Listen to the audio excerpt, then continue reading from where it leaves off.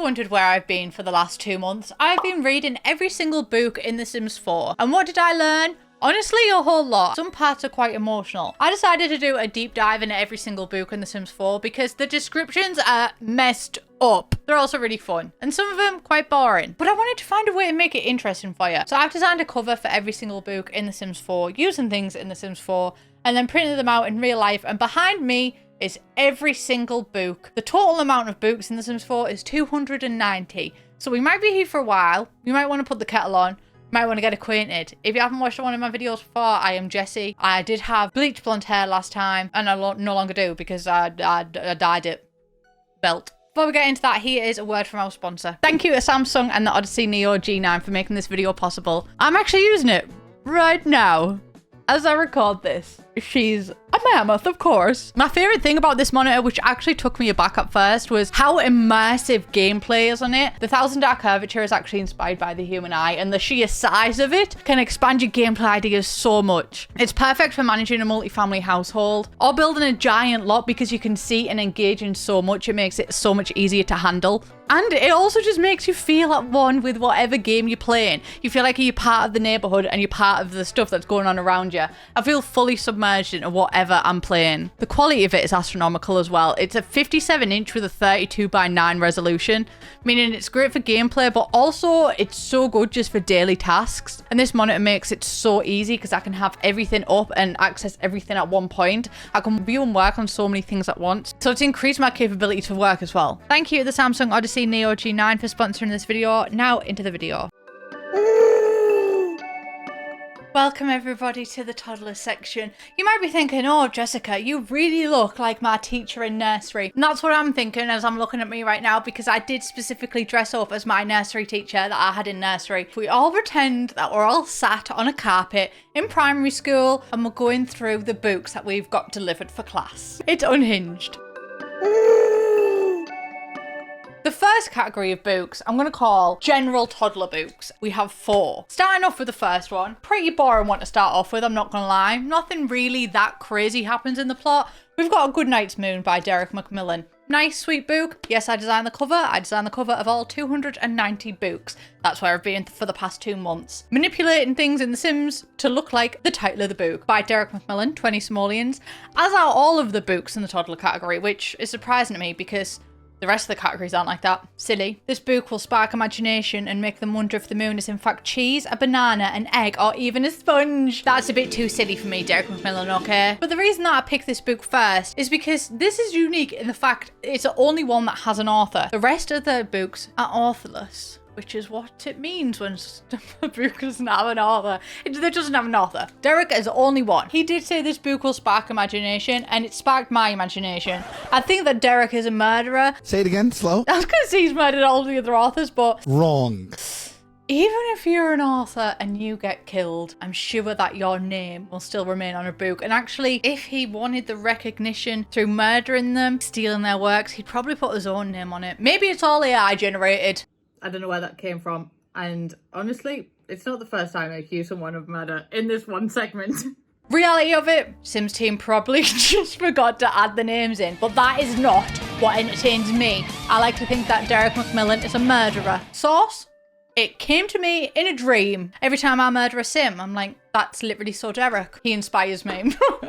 Anyway, that is A Good Night's Moon. I will be putting all of the books on here and we will slowly build it up. And also, it did kind of knock Katy Perry's Sweet Treats, but Katy Perry's Sweet Treats has taken a bit of a bruise and I'm sure it can handle it now. Baby Bill and the Bobcat. Guys, I've never seen a Bobcat in real life. I don't know if that's an accurate representation of it. I was literally up creek with no paddle. I tried my best. This is a story about journeying at night into the woods, and it's a story, funnily enough, about Baby Bill and the Bobcat, and they find themselves in a sticky wicket. What is a sticky wicket? A metaphor? I don't know. But this book takes a turn, which is why I wanted to focus and make an entire video on reading every single book in The Sims 4, because as much as it does nothing, it does not benefit your Sims in any way, shape or form, it brings me joy. It has subtle commentary on the modern industrial complex. Literally, they were in a sticky wicket, and who got out of it? Communism. I tried. My sister's favourite is up next. Dog on a Log. I respect it. It does everything it says on the tin. It's a dog on a log. I really struggled. I thought, how am I going to get a dog on a log? And I got a dog on a log. This book is actually about my journey. My trials and tribulations in The Sims 4 trying to get a dog on a log. A quiet town of Hanoi, and there's a rain season. A spoiler alert, twist alert, a dog on a log turns up, and none of their lives will ever be the same as being a murder. Probably their lives will never be the same because they rescued a dog on a log and they were really sad when the rain season started. But I like to believe this dog on a log came bounding over. It's a cute story. Monkey Brown on the monkey bars. So there's a lot of things hidden in the text in The Sims 4. Not a lot hidden with me though. I am a very literal designer. Apparently that is a monkey statue drinking boba tea on the monkey bars. And this story goes, Monkey Brown went up the bars and oops, he fell and broke his arse. And I know that like it's not that out there, but this is a teen-rated game. It's got a bit of a childlike cartoony essence. So this is out there for the Sims team. I'm like, you naughty. I know what that is. Oh my God, imagine like a thars is just at like the bottom of your elbow or something. And I'm here like, I literally caught the Sims team swearing and I'm gonna tell their mom. You won't be able to stop this true crime, or is it true accident page turner of a toddler thriller when toddlers kill. Monkey Brown, you are a victim. This handlebarred hiccup has enlightened me. And it's enlightened me to the fact that thars, whether or not you are just a random part of the elbow, you have lit a fire up my thars. The next section is toddler books that reference IRL things. The Sims team, they love a reference to things in real life, and that does not stop at toddler books, or non-fiction books, or fantasy books, or any of the books. We've got Charlotte's Pig, which is reference to Charlotte's Web. Farmer realizing that their one pig is not just some pig, but the fun pig. It's a morality tale of a pig who teaches their owner that sometimes you just need to look around and smell the bacon. And I actually categorized this in my notes as out of pocket because did he smell the bacon? You know, did he look around, smell it? Did he cook this pig? Maybe that's what the sequel's gonna be about. Like You for the Time Being. It's a less loving version of Love You Forever, My Baby You'll Be. I only know that story because Joey on Friends read it out, I think. Which boomer on the Sims team wrote this? In a world where we're all unique snowflakes, it's good to remind toddlers that sometimes they have more in common with others than their differences. Before beautiful hair grows and muscles form, soft plushy toddlers are all bald little similarities. Embrace it, at least for now. It's basically a story about you might have your kids and I might love you forever, but I'll only like you for now. Oh my God, if my mum said to me, I love you, darling, but I just don't like you. Oh, next up. Excuse me. Sorry guys, that was Maxis Man. Maxis Man Saves the City. Loved making this cover. This is obviously a play on Superman, especially with the look to the lower atmosphere. What do you see? Is it a choo-choo careening off the rails? Or a wanton bear looking for artisanal honey? No, it's Maxis Man and he's here to save the day. I wish he was here to save Project Renee.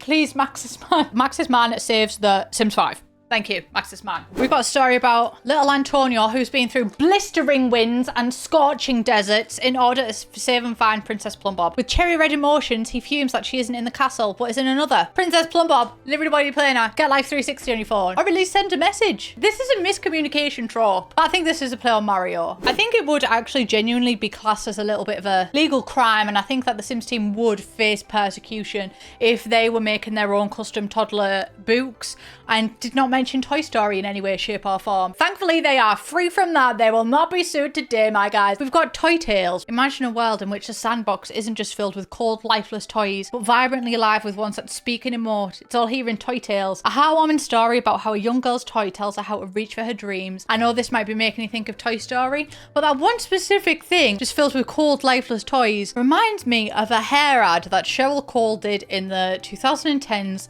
and it was weak, limp, lifeless. So this one reminds me of Cheryl Cole. When is winter? Will you wear winter? When will you wear winter? I've really tried with the boot cover. This is a play of Game of Thrones, or maybe it is just a play of that. Will you wear wigs? That's what it reminds me of. And The Sims actually has its own version of Game of Thrones, which makes this reference so funny to me. It's called Game of Groans, which begs the question, did winter actually come? Maybe they are just groaning by the pool. But for now, as the book says, when is winter? It is coming. The last three toddler books are informative toddler books if you want a well-rounded child. First off, we've got Rex Trex, which was a lot of fun to make. This teaches your toddlers all about dinosaurs. There they are, all 3 of them. This one even includes pictures. Mine does not, because this is Godmersham Park. Driving to Mars will teach you all about the solar system as you join Mary, Pete and Squeezy Tom on a journey through the galaxy. That is a car sized up and I just looked at the ceiling. But finally we've got Squares and You, which honestly, as much as it teaches your children about shapes, it's also a bit of a diss track. The author of this, who is unnamed, probably because they have such a scathing review, slags off other children's books in this. It's the educational title that knocked geometry in the womb off its well-accoladed perch and told Rhombus Rompus to take a hike. Squares and You. It's an aggressive book. And that is it for the toddler books. We are now growing up, moving up in the world. Although buying Sims packs is astonishingly high, the actual price to educate your Sims in the game is quite low. Everything in the children's section will set you back 287 simoleons, which is not bad. And also the pricing system of it is just very weird, which is something I also want to make a video about. The economy of The Sims bothered me since The Sims 1 when cookies cost so much. Anyway, naturally with pricing on my mind, I've separated these into costs. Here we've got the bargain bucket. Every book on this costs 1 simoleon. First up, we've got My Peeta, Cat or Polka by Eleanor Buchholz. A story about playing music and the cat will swing its little tail. Whip crack with his whippy tail. Eleanor, I really can't fault you, babe. She called the cat Fiona as well. That's part of it, but I can't judge anyone for calling their pets weird things because my dog is named after Bella Goth. And also, I don't know if this is actually a love letter. Kind of sounds like Eleanor is running a Pavlov experiment because every time the cat misbehaves, she does play the music. So is this actually animal cruelty? Do I need to ring up the RSPBC? Fiona, I hope you're doing good, darling. And Eleanor, I hope you're kind to your cat. You're gonna have to forgive me for the cover of this because I don't actually know what a narwhal is. And then I googled it and I thought, how am I gonna make this in The Sims 4? I had to use a dog. Guys, I really tried, you know, and at the end of the day, that's all you can do in it. All you can do, my loves, is try. We have The Art of Narwhals by George Vandelay. And it's just simple. It all began the day Flippy the Narwhal received a first set of finger paints. The twists, the turns, I'm on the edge of my seat, George, honestly. Pete Corgi, who funnily enough does not write about corgis, he writes about the first unicorn, which is a reference to the last unicorn. It's a story about a horse named Moon who suddenly develops a horn, which I do actually relate to Moon because I do the same thing when I see Mr. Darcy. Did you read The Hobbit in 1937 when it first came out? Maybe if you have, then you've heard of this one. Lord of the Swings by L.E.E. Tompkins. I don't actually know if this is Lord of the Flies or a Lord of the Rings reference, but the Tompkins thing, I'm thinking it is Lord of the Rings. Everyone is vying for the one swing. A swing that swings higher and faster than all others. Can Eduardo and his friends destroy the one swing before Byron the bully gets his grubby hands on it? That kind of sounds like you're trying to cut off your arm to spite your elbow, babe. So that's the 1 simoleon section, and honestly, for 1 simoleons, I think that's a pretty good 4 simoleons with those twists, those turns. I would pay that. Now for 20 simoleon books, which is a great one, I'm not gonna lie. Usually when the price goes up, so do the expectations, and I must say they did deliver. Here it is, the 20 simoleon section. This book is dedicated to all the teachers that told him he'd never amount to nothing. To all the people who lived above the buildings that he was hustling in front of to try and get some money to feed his daughters. I welcome in the famed author, Biggles Tall. I don't even know if this is a reference to Biggie Smalls, but I am taking it. My interest has been piqued. And you might just think this is a nice children's story about chasing the quadruple rainbow. And if you thought that, you would be entirely wrong. Because in the Sims universe, as clarified here, a quadruple rainbow is the most dreaded weather phenomenon. More dangerous than tornadoes, quad rainbows lure you in with their beauty and then, like unseen ninjas, totally wreck your face. No one knows how they do this. I think it's Byron the bully. I had a lot of fun with this one. This is How I Dumped Your Father. And this is like, oh, that is pretty, is it not? By Guinevere Serene. You might be thinking this is just a story, a retelling of How I Met Your Mother. But this story involves corgis, a slap bet, and a convincing Bella Goth imposter. Buckle up. So is the Bella Goth that we got in The Sims 4 an imposter?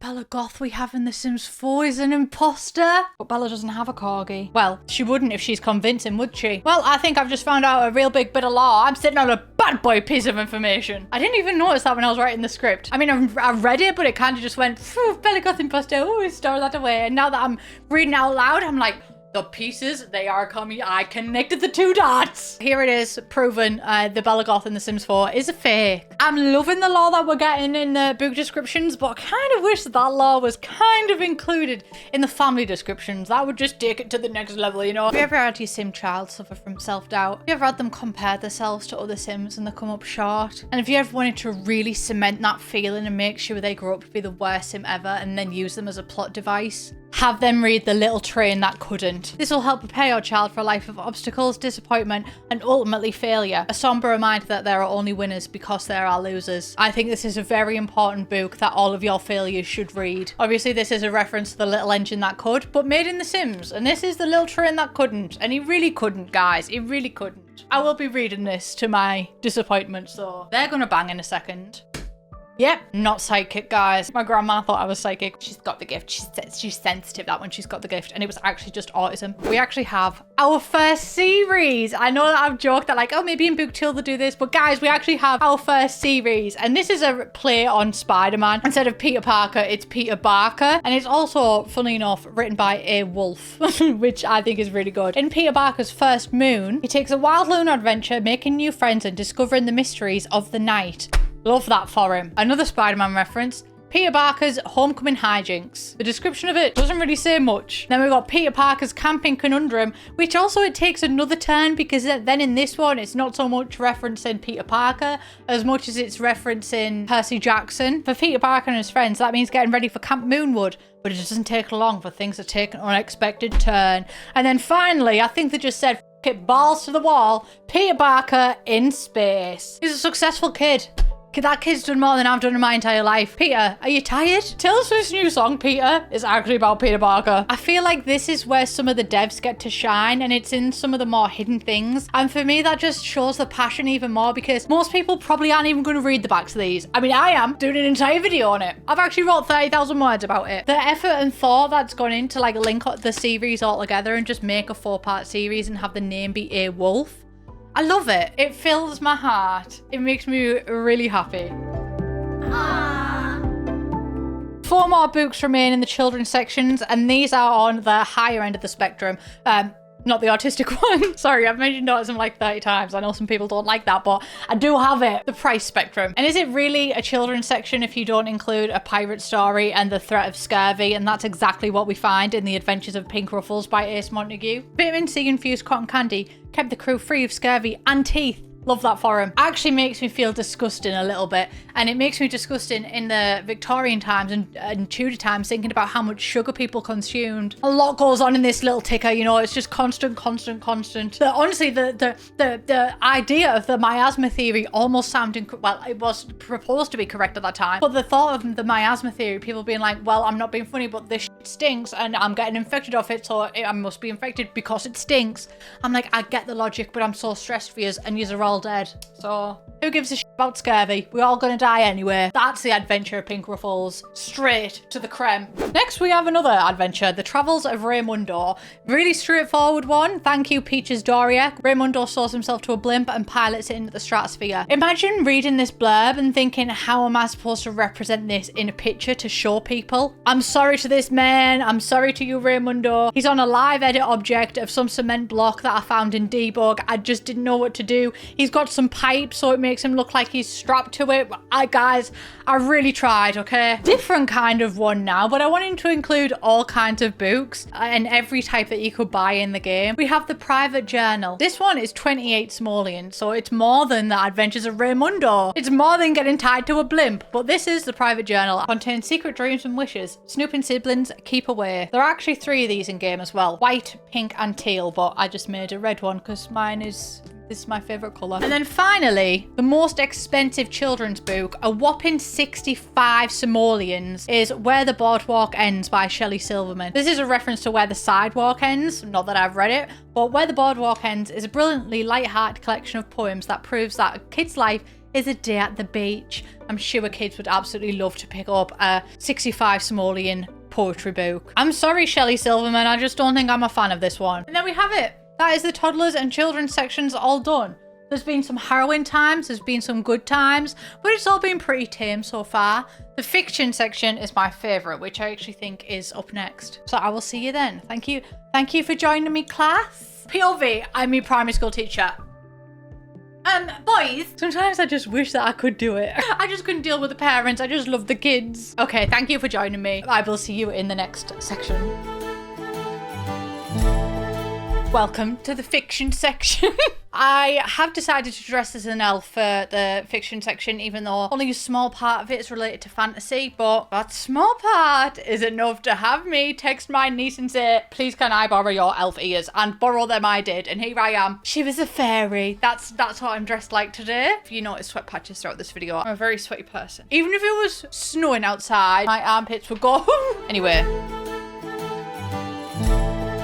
Starting off in fiction, we have fantasy. This is the entire fantasy collection that we've got, which is honestly, it's quite small. The first book that we've got is Broomies. I actually really love this book. I love designing this book. It's by Norm Solomon. Bill is a master spellcaster and Oliver studies mischief. They've been friends since childhood, but can they handle living together? Honestly, if there's one way to ruin a friendship, live together. That's going to be part 2. Ex-Broomies. I suppose we could find out in this book for modest 25 simoleons. We can find out all about Phil and Oliver's journey. Broomies. Norm Solomon. A nice light-hearted tale. Similarly, we've got Fanged Friends Forever by Wolfgang Mulder, and this one poses the question of friendships and their longevity. Will it last? And of course, Fanged Friends, I could only include the 3 bestest friends that anybody could have. These 3 are literally, they go way back. These are the original ones that cursed him. I'm telling you, we will actually find out more about that. As the lunar phase changes, so too does the lives of a group of fanged friends. The real question is, will their friendship last forever? Well, they still live opposite each other, so I'm guessing that they've had a good go of it. Thank you, Wolfgang Mulder. And thank you, Caleb, for always being the star in my show. I love him. We've already covered in the toddlers and children section how much the Sims team love a reference to real life and how they will take every single opportunity to reference it. And I honestly not only respect it, but also absolutely love it. And this is a reference to one of my favourite films growing up, The Frequently Ending Story. Obviously, a reference to The Never-Ending Story. This one, however, is by Mike Trendy. A quick plot summary of The Never-Ending Story. Little kid, skips school, reads a book, he gets transported in the book, he has to save the fictional world of Fantastica. There's suddenly a girl from an alternate dimension is there briefly, and this story is about an old warrior and a girl from parallel worlds out to save the world Unfantastica.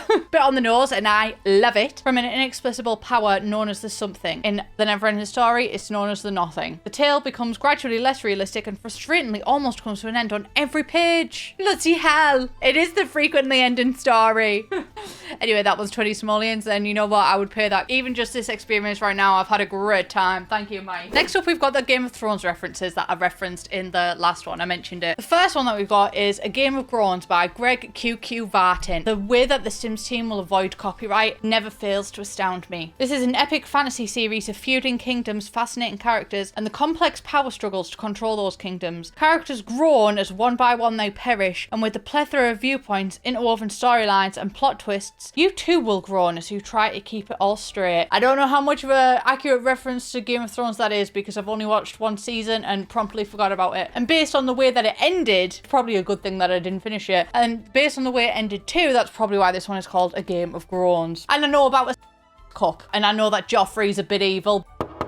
I stole some things. The next one that we've got, I think literally is kind of giving us a little bit of lore with these authors. This one is by Greg QQ Vartin. And then we've got A Game of Musical Chairs, A Song of Hot and Cold by Jeff S.S. Marlin. So something is afoot. We've had some sort of literature robbery here, but this is a 9-book trilogy, massively abridged into one confusing volume. 55 simoleons. For a 9-book trilogy, it's pretty good. Obviously, this is not representative of a 9-book trilogy, unless the books are really short, because this is actually Oliver Twist. You gotta get creative, guys. You gotta get creative. That is the Game of Thrones retellings. A Game of Groans and A Game of Musical Chairs. A Song of Hot and Cold. Beautiful. Finally, in the fantasy section, we've got Point Farmer No More, The Downfall of Grant Rodiak. And I included a corgi because Grant Rodiak likes corgis. This is by Robin Taylor and his 10 simoleons. And this is a story about how Grant Rodiak falls in love with a corgi named Peaches and neglects to farm points. If you don't know who Grant Rodiak is, he he worked on The Sims for a really long time. I think he was there since The Sims 3, maybe earlier. And recently, this actually makes the story a lot more sad because he left The Sims team. And it seems he left The Sims team quite suddenly. I don't know what went on there. I don't know if there's any gossip. Suddenly my ears have grown 2 times the size. I want to know. But this is kind of a bit like, oh, the downfall of Grant Rodier. Did he leave because he was ousted? Did he leave because he wanted to explore new things? Did he leave because Project Renee scarred him? I don't know. I'm hoping Project Renee is going to be a good thing, by the way. A lot of these things are jokes. Sorry, I was hiding the poop. And I'm also, how will the Sims look with Grant Rodier gone? I know this is the downfall of Grant Rodier, so that makes it sound like he got cancelled. He didn't get cancelled. I'm sure it's even nothing bad, but I'm going to be intrigued to see how the Sims game goes forward without him. Because he's made some decisions I like, he's made some decisions I don't like, such as snow not laying. So I'm curious to see if anything even changes, and if anything does change. Either way, Grant Rodier, the point farmer no more. Thank you for your time though, Grant. You will be missed. So that's the normal fantasy. Now on to the fantasy romance. Not that romance is not normal. Fantasy romance is as normal as you want it to be, or as normal as you don't want it to be, because some people are monster but not in The Sims 4, because this game is rated teen. For fantasy romance, the first one that we've got is actually quite a normal one, so I just wanted to introduce it normally. A normal book for normal people who like normal fantasy romance. We've got The Wolf Next Door by Wolfgang Mulder. I had a lot of fun making every single cover, okay, but I had a lot of fun making this cover. If you recognize the name Wolfgang Mulder, it's because he actually wrote Fanged Fence Forever, and he's made his romance debut with The Wolf Next Door. He loves an occult romance, or also friendship. Things heat up fast for Ginger when she meets a mysterious werewolf next door. It's not long before she feels the moon's pull. 20 simoleons. Babe, I'm also feeling the moon's pull. I would like to pull you. Beautiful. Both of them. I want to read this book. It's a type of book that I would love to read. And also the type of book that would just do really well. Yes, I could see this being a TikTok book. Or, to be fair, an Omegaverse. EU fanfic.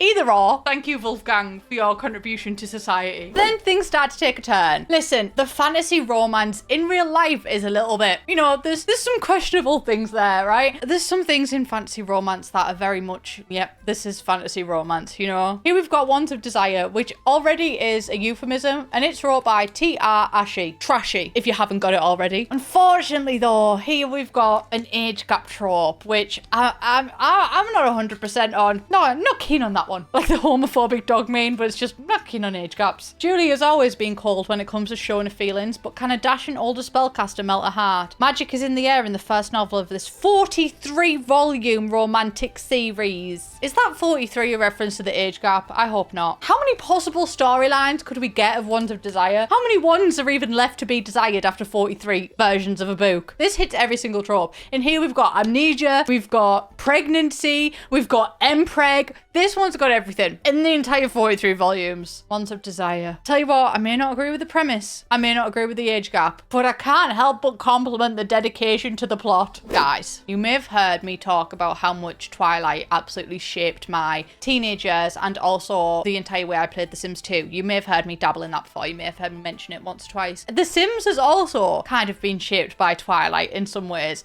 In The Sims 3, we had Moonlight Falls, I think it was called. In Twilight, it's called La Push. In The Sims 3, it's called La Shove. And also in The Sims 4, we have references to Twilight in the form of the Duskglow series, written by Bella Jacobs. The first one that we've got, and I tried to get characters that looked exactly like the things. I got them off the gallery, and I will include the references in the description. We've got Duskglow, the OG book by Bella Jacobs. This is the classic that started it all. Supernatural romance at its best. Young Darla must decide between a bad boy vampire and a nice werewolf boy who is friends with a dad. Guess who she picks? Darla. I pick your dad. Charlie Swan. And I know I'm not alone in that opinion, and that I did not come up with that opinion. I am a sheep in that regard. I will follow the masses when it comes to Charlie Swan. I wonder what will happen. Duskglow 2. Moonrise. Also by Bella Jacobs. I tried to replicate the entire scene of Bella Swan looking as the camera pans around and she's depressed. I tried to replicate that in the background of the room. I took, honestly, about half an hour doing it. And then by the end of it, I was like, do you know what? You can't even see the room. So I could have just done anything. The effort is there, and I'm letting you know the effort was there. In Duskglow 2, how does Darla handle it when a secret vampire boyfriend disappears from her life? She doesn't. She completely shuts down as a person. Read about how she literally sits in a chair and does nothing while months slip by. A great read for young girls, says the author. I just love the Sims team's humor, and I think they shine so much through books because when I was a young teenage girl reading New Moon, I was like, literally, Edward is your life, Bella. No wonder you have fallen apart, there seems. You are literally destined to be together and you are nothing without him. Unfortunately, that did leave me with some toxic understandings of relationships, and I love how the Sims team highlights that. A great read for young girls, says the author. Also, as I've seen on TikTok, I've seen a lot of things about how heavily Mormon inspired Twilight is, and there's someone who does visualizations of Bella's outfits throughout the series, and it's like long khaki skirts. Anyway, Duskglow 3. Shadow Moon by Bella Jacobs. I also, as I do with every single one, I had a lot of fun making this book cover. Darla is set to be wed to a bad boy vampire when a conflict erupts between the werewolves and the vampires. With a nice boy werewolf ready to join the fray, emotions erupt and one kiss changes it all. Read as she goes back and forth again on who she actually likes. Her selection will leave you howling with delight. Ah woo! So I'm guessing she chose... Does he even have a name in this? No, it's either bad boy vampire or a nice werewolf boy. I'm guessing she picked the nice werewolf boy. Call off your techno bad boy vampire. It's honestly, it is really leaving me howling with delight. This series has been absolutely great to go through. Great to make the covers of. One thing that I like to do as I go through a series is I like to look at the prices of them to see how the series has hypothetically performed in Sim Nation. So for the first one, Duskglow, it retails at 25 simoleons, a decent price. For the second one, Duskglow 2, where Darla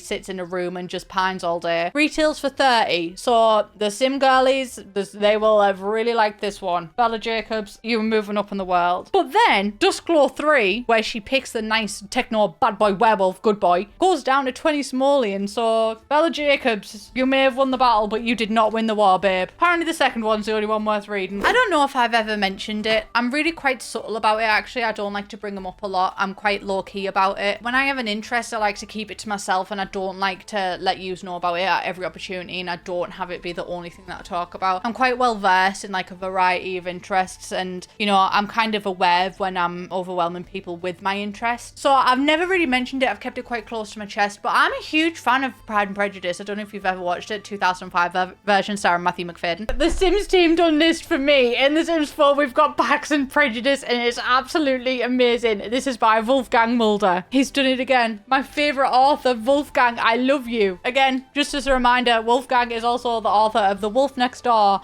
and Thanked Friends Forever. So we add to the collection Pax and Prejudice. Wolfgang, you are a man after my own heart. He just knows me. He knows the exact type of stuff that I would like to read. Lizzo Barkner is perfectly happy running his pack as alpha leader. It's a gender swap. This is Lizzo. His rules, no questions asked. That is until arrogant and haughty Miss Darcy comes to town. Sparks and fur fly in this delightful comedy as these two young lovers delicately navigate werewolf society and pack expectations. I love it. For 20 simoleons, literally have it right now. Here's my card. Boom, boom, boom, boom. Wolfgang.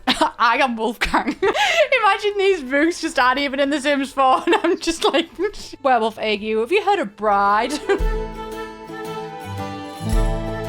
Welcome to romance. And today with romance, we are going to start off with budget romance. Much like Kindle Unlimited, Sims 4 also has a cheap selection of books if you want to tickle that romance itch. These are all 1 simoleons. The first one that we've got, Love in the Time of Sandwiches by Honcho Sorgensen, which is about a guy called Tiny Tino and Gina, but Gina leaves him. She bends to pressure and marries another. Tino finds love in sandwiches. And then something that I don't really like. Many years later, Gina becomes a widow. Can she love Tino again, especially now when he isn't so tiny? Yeah, she should love him no matter what. Especially because you left him. Tiny Tino and Gina, I'm sorry, I wouldn't read this one. Sorry to this man. Sorry to Honcho. Quite a tame one for the next one. Actually, it's not really that tame because it says Untamed. Untamed Treachery of the Heart by Leslie Nighttime. While parts of this saucy novel contain examples of more typical treachery, the vast majority of this treachery is completely untamed. It's literally Miley Cyrus in a book, babe. Sign me up. Get it? She can't be tamed because she's untamed. Women want me. Fish fear me. That's exactly what Hank Billabong was thinking when he wrote Reel Her In. Another book I don't like. I'm not surprised this one is in the 1 simoleon section. This multifaceted book gives the ultimate advice for chauvinist fishermen looking to reel in women and fish. Both just require the right bait. Why am I more upset over that and fish and not women? Both just require the right bait and they fall at your feet. Amazing. Hank Billabong, it's on site. It is on site. You know what, Hank Billabong? I would like to do research. I would like to find out how many people have actually used this book and how many people have actually successfully won a sim over with it. Because I'm guessing it's not much Hank Billabong. And I bet you don't real women in real life either. Chauvinist. And it's okay that I'm calling him that because he's a self-entitled chauvinist. Hank. But you know what? As much as I don't like it, you can't say that the Sims don't have a variety of books. You know what I mean? Thank you very much to the one simoleon section of romance. You definitely lived up to the one simoleon section. You definitely deserved that one simoleon. Our 30 simoleons, which is quite a price increase. We have A Roadmap to Love by Mona Huggins, which to me is just the stereotypical romance book. A quirky novel about a teenager who is separate from a high school sweetheart, only to cross paths and rekindle their romance overseas 10 years later. Oh, I would actually like to read this one. I don't actually know if I'm as obsessed with this plot because it's a good plot, or if it's just such a good palate cleanser after the previous 2 books we've had. I don't know. But A Roadmap to Love, I'm loving it. I don't know why this one is in romance, but it is categorized as being in romance, so therefore we will cover it in romance. Move over, Desperate Housewives, because there are new in town. This is Polka Dot Rumble by Ala Arlington. I had to go and get 1950s CC and I had so much fun. 1950s housewives face off in this intense backstabbing, passive-aggressive drama. Gossip abounds and claws come out, but always with a polka dot apron and a smile. I would actually read the hell out of this. This sounds like a grown-up version of Pretty Little Liars, which I've also heard Desperate Housewives is a grown-up version of Pretty Little Liars. Let me know if it is because I've been considering watching it. But Polka Dot Rumble, I want to see them claws come out. Ala Arlington, you may not have a creative name, but you've got a creative premise, my darling, and I'm desperate to read this book IRL. Very on the nose name, Susie Saltwater decided to take that name and release a book relating to saltwater, Seduction by the Sea. Very on the nose. Although I can't talk because I'm a really strong swimmer. Swimming is my thing. I love swimming, and my last name literally means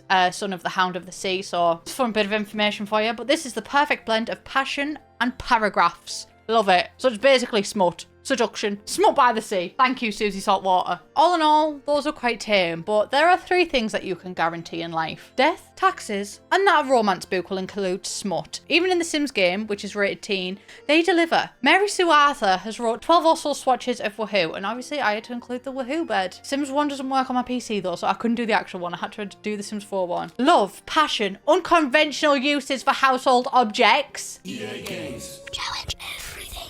This has got it all. Bawdy and licentious things a first-time author and a trusty thesaurus can make up. If so, read on. I am actually not prepared for that, Mary Sue Arthur. Thank you very, very much for your contribution, though. I would read it, though. I'd be so curious because I actually have a theory, and this time it's not murder yet. My theory is that this is either Mary Sue Pleasant, who is so unhappy in her marriage because Daniel is literally cheating on her because he's the scum of the earth. I'm not a fan of Daniel Pleasant anymore. I was at one point before he cheated on his wife, and at that point, no, I'm sorry, axed out of my life. No wonder Lilith is acting up. Her dad's cheating. So I could see Mary being like, yeah, I'll write a book, get some thingies out. But also, I have a theory that, and this is unhinged, right? I don't know that it's unhinged, but I just want everybody to humour me for a minute. Mary Sue Arthur, Mary Sue Arthur, because Eliza is half a pancake. It doesn't work as well in another accent because Arthur, half a. Sims team are American, aren't they? In my accent. Okay, so it's not Eliza Pancakes. This is, I think, written by Mary Sue Pleasant, and it's just a pen name, so Daniel wouldn't find out. And I hope that she divorces him, and I hope they didn't sign a prenup, and I hope that she rinses him for every single thing that he's worth. Although, to be fair, I hope that they didn't sign a prenup doubly, because I think that Mary Sue is the moneymaker. Daniel Pleasant. So that's romance. We've had some highs, we've had some lows. The one simoleon section really lived up to the whole one simoleon section. And Mary Sue Pleasant is a world-renowned author in my eyes. But now, sci-fi.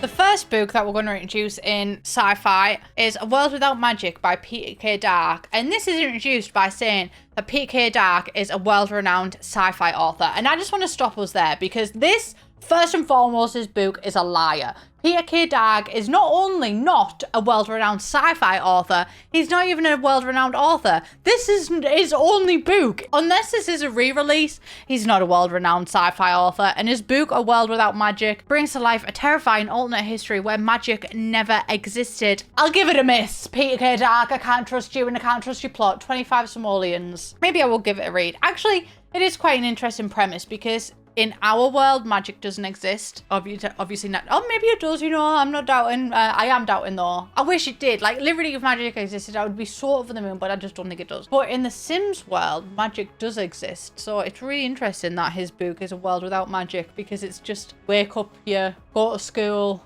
you do your GCSEs, you go to college. That's a world without magic. It really is a terrifying alternate history. So we've had a world-renowned sci-fi author. Now we actually have a world-renowned insect and fiction connoisseur in The Mantis Wars by Sean Walsh. And the premise of this, it takes us toward the adventures of a brave sim and her crow in a remote region of the globe where laser land long forgotten, where giant insects are in supreme, blah, blah, blah, blah, blah. There's a giant mantis, there's a giant mantis wars, but that's not what I wanted to focus on. The whole thing of a brave sim and her crow reminded me of the Crow film from Schitt's Creek, and I decided to recreate Moira from that. I took the mantis wars and I made it the crows. Will the sim and her crew be a...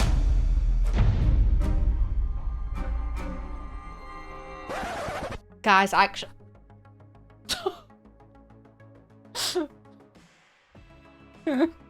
I think I've made a huge mistake. Why do I not notice this stuff when I'm actually writing it, but I only notice it in real life? Will the sim and her crew be able to join with the native ants? And I actually think up here, I've made a typo and put brave sim and her crow, but it's actually a brave sim, and that makes so much more sense because, yeah, it would be a sim and a crew. Why would it be a random sim and her crow? And I've made the entire book Moira with the crows have eyes. I made for a good time, not for a long time. I've changed the plot of this. One typo has changed the world. It's truly the butterfly effect. Sean Walsh, I've totally taken away from your story, and I apologise.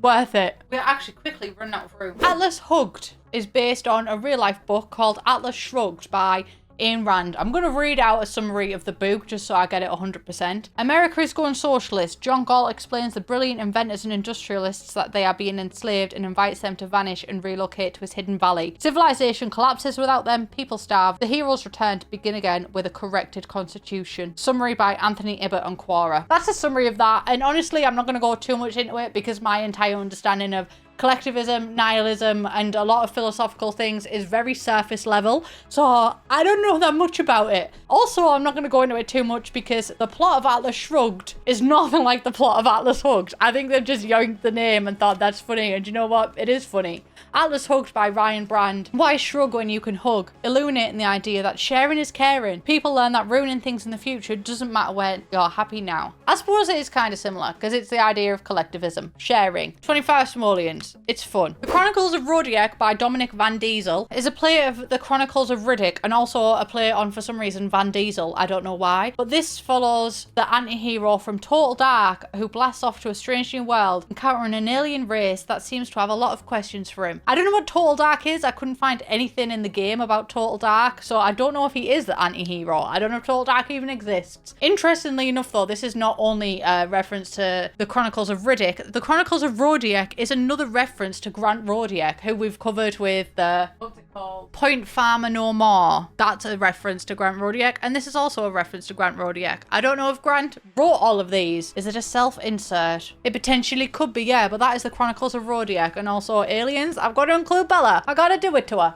You are the star. I just made that song up right there just for Bella.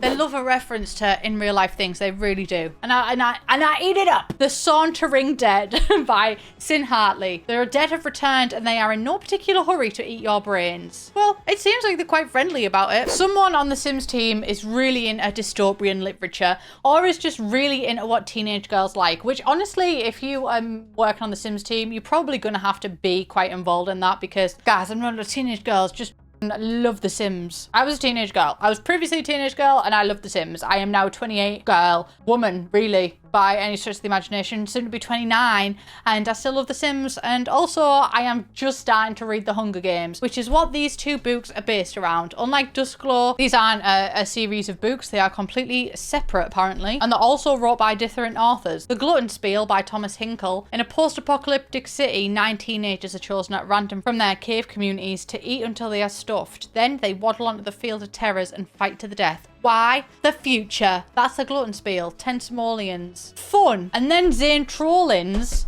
who I don't know if this is a trolling book of the Gluttonspiel. I don't know if his aim was like, you know what, that'd be really funny if I made that again. The Plunder Games. It's another death arena and another near future apocalypse as a young woman must battle to. Wait a second, how many parodies of this did we make? You've made a lot, Sims team. You've made a lot of parodies. And you know what? These aren't the only ones. This is not the last time we will reference the Hunger Games in this video. Next up, we've got the poetry section, which I'm not gonna lie, poetry is lost on me. So if there's one thing I don't appreciate, it's poetry. I just can't understand it. Wish I could understand it, because I know that some people feel really connected to poetry, but I think I like to engage with poetry through song. I really like listening to the lyrics, but anyway, this is literally not about me. This is about the books in The Sims 4. And the first poetry book that we've got, One Word Poems, an Anthology by Mabel Eloise Clift. This tightly edited collection of postmodern verse prizes brevity over the verbosity of longer forms like haiku. This is bothering me. Okay, I know that the books in this game aren't meant to be looked at this closely, and I know that the one-word poems is kind of a joke, but this is actually silly to me, because one-word poems in Simlish, you couldn't even say hello. So, maybe you could say nubu, that means baby. You couldn't get a hello or a goodbye though. But I do kind of just love how much fun the Sims team have with writing. Do you think someone on the Sims team has wrote this and then like titted to themselves? It's like, you couldn't get a poem out of a one-word anthology, you stupid. I feel a little bit self-conscious at times when I'm going through this, because I'm like, I don't think anyone on the Sims team expected someone to look this closely into it, and I'm like, you said this here, and this does actually not add up, actually. Next up, we've got the Impromptu by Adrian Chapui. Surprise your listeners with the Impromptu. This piece is so scattered and lacking in any coherent theme that it takes impromptus to a whole new level. Meta. There's that word again. You know when you learn a word and then that's all that you say? Maybe it's meta because it's self-referential, because The Sims 4 is also scattered and lacking in any coherent theme. I said what I said. Sometimes the Sims team is like really serious and takes itself really seriously when it's writing these things. And then other times it's just, yay, Pork Barrels by Elias South. This is not a pork barrel, but it's the closest thing I could find. And also, this is red and green, which should never be seen unless it's on a Christmas tree, but here we are. This is a collection of delirious poems written by one man after successfully eating a hogshead barrel full of bacon. Bacon.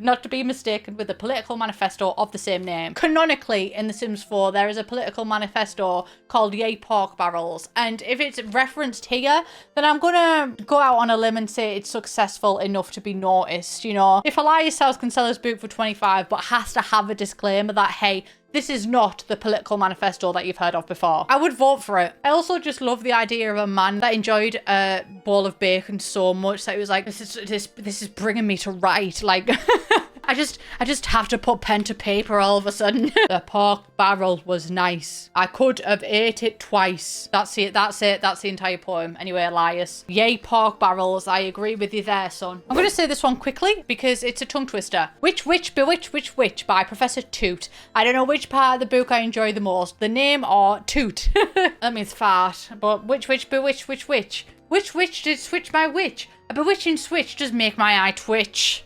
She sells seashells on the seashore. Peter Piper picked a peck of pickled pepper. Other books famously written by Professor Toot. I love it. I bet it was that witch that bewitched the witch. My frontal cortex is twitching after reading that one out loud. Larry Von Cookie Crumbs actually delivers a very sad story in the Sunflare Sonata. Our lad Larry did not heed the advice of his elders and in fact looked straight in the sun. He pulled a Taylor Swift. He looked directly in the sun but never in the mirror. After going blind from staring at the sun, Larry took to the piano and wrote this piece. Sadly, it did not make his hearing more acute as he suspected. So is this a poetry piece or is this a piano piece? This sounds like it's a piece of piano music. Why is it in the poetry section? Anyway, this story is sad because he literally blinded himself, and when he published his book, it wasn't even in the right section. So Larry, just a bit of advice going forward in the future.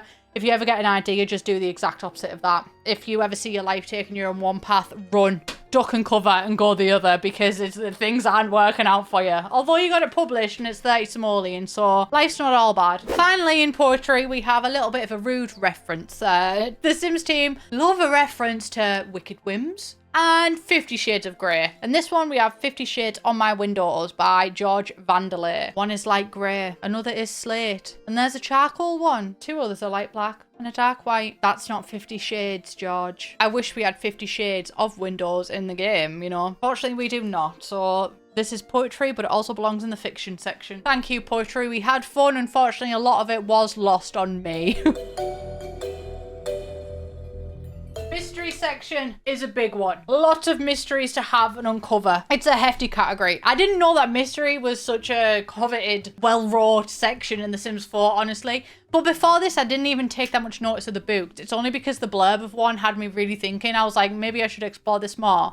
But the first one, straight into it, Crisis Barn by Jim Scuttleson. We follow a man called Ira Strauss, and he has left the big city to start a farm. But when he gets to his farm, he finds a man face down, dead in the barn. But all is good because Ira has a uncanny nose for detail and a way with livestock. But somehow Ira works with the livestock to catch the killer before the FBI tears his barn apart.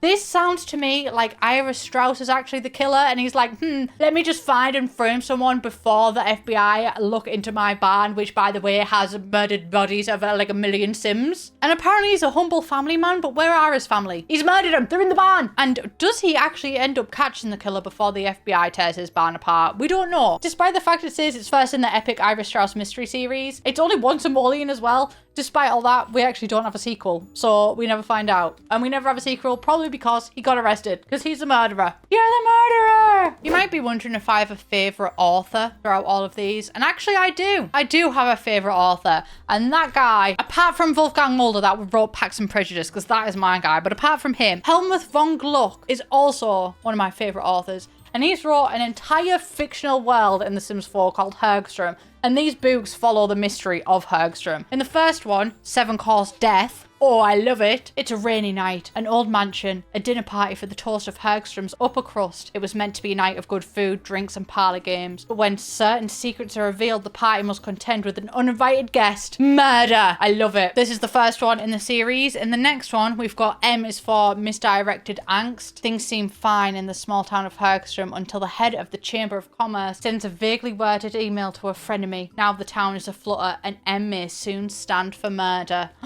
The twists, honestly. I actually don't know if this is like a 1, 2, 3, 4 series or just a cinematic universe. Point, don't stare. Actually gets a little bit more serious because this is all about the fog thickens within the town, devious dealings are afoot, and how can you watch for murder when the fog is this thick? So we've got, you know, murder, and obviously a crime of equal caliber. A vaguely worded email to a frenemy. Honestly, it really is misdirected angst. And then finally, we have the all-revealing selfie. It's spring in Hergstrom, which means park outings, going to the beach, and photography. But what happens when a selfie is taken with a smartphone reveals more than its owner intended? Murder. Murder is what happens. And people must really like his books, because this one is up to 60 simoleons. This is a really coveted author. So, yeah. Murder. Vaguely worded email to a frenemy. Honestly, Helmuth von Gluck, you give me everything. You know, you give me the laughs, you give me the smiles, the tension. I love it. And I've loved this series, and I can't wait to visit Hergstrom. Although in my mind, to be fair, and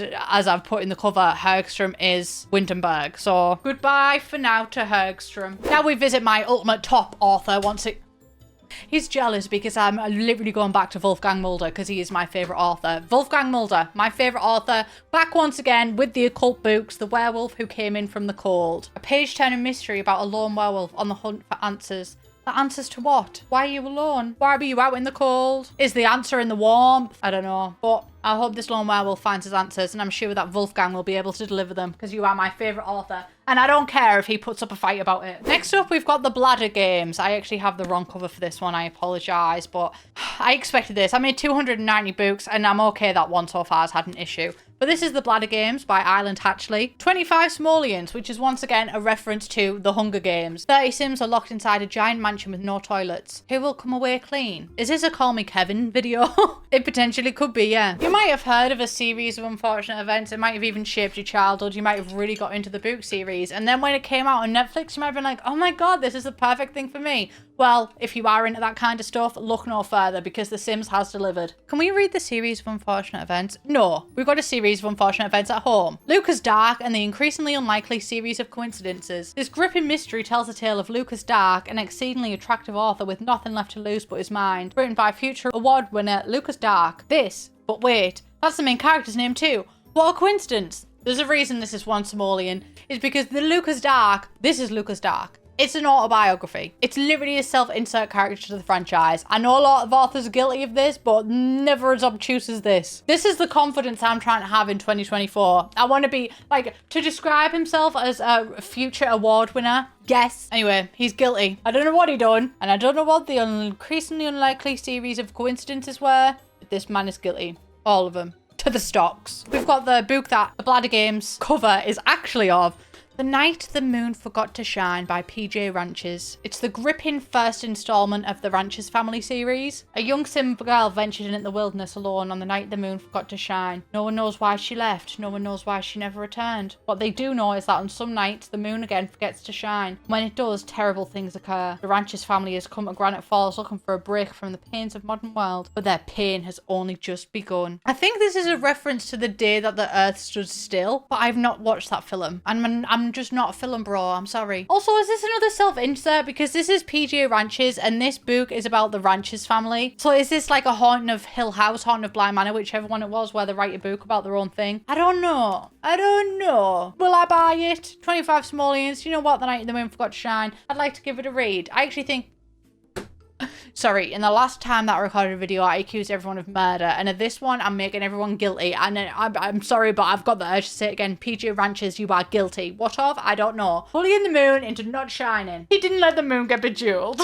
We've got a James Bond reference, which I feel like it would be illegal to not have a James Bond reference. Even if it was 008, I think they would have to have it. And this time, we've got The Spy Who Loved Measles. I've chose the Daniel Craig version of James Bond. I got this off the gallery. All references in the description. This is either a play on The Spy Who Loved Me or The Spy Who me, if you are an Austin Powers fan, which I am. But for 70 simoleons, that is a lot of money. You can follow another heart-pounding international thriller. Our favourite secret agent has to navigate hypochondria in order to prevent nuclear war. I feel like we've all got to fight that, babe. With the rise of Google and just being able to Google anything, I'm with you. This is a book about all of us. For the last book, we have The Swift and the Angriest by Dominic Van Diesel. Again, another Van Diesel reference, a different author this time though. For 25 simoleons, you might think it will be hard to fill 600 pages with stories about two friends fighting crime in race cars, but you'd be so wrong. Obviously, a play on The Fast and the Furious, Too Fast, Too Furious, Three Fast, Three Furious. I've not seen those films, but I know a lot of people really rave about them, so I'm assuming that they're at least somewhat good. Good enough for The Sims to do a recreation of. And that is everything we have for fiction.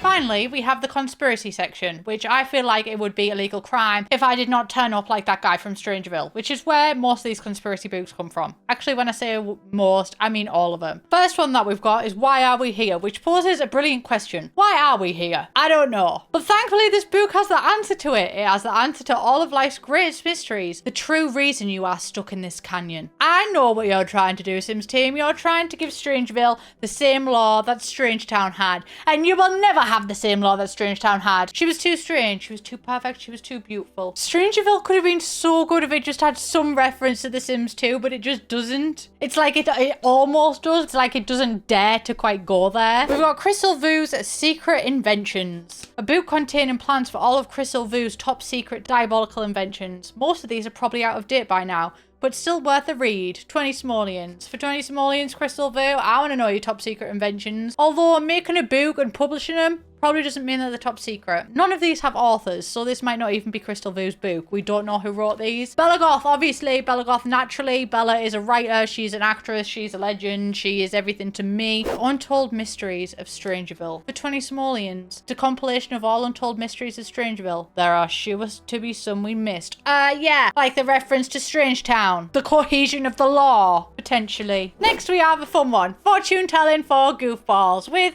who I was inspired by. We have 7,000 tips and tricks to truly believe you are an effective fortune teller. I actually had a fortune teller reader once. It was really wrong. But then I've had another one and I was like, that is so right. So I don't know if I believe in all of this. And I don't know if I don't believe in all of this as well. I'm very 50-50 either way. I do go ghost hunting every single Sunday with my auntie. So I must believe it to a certain extent. 20 simoleons for 7,000 tips. That's all of the conspiracy books. I'm glad, even though it's only 4 books, I'm glad I put this colander on my head and really got into the spirit of the conspiracy books. And with that, we are completely finished with the fiction section. But all is not lost. There are still some really great sections to go.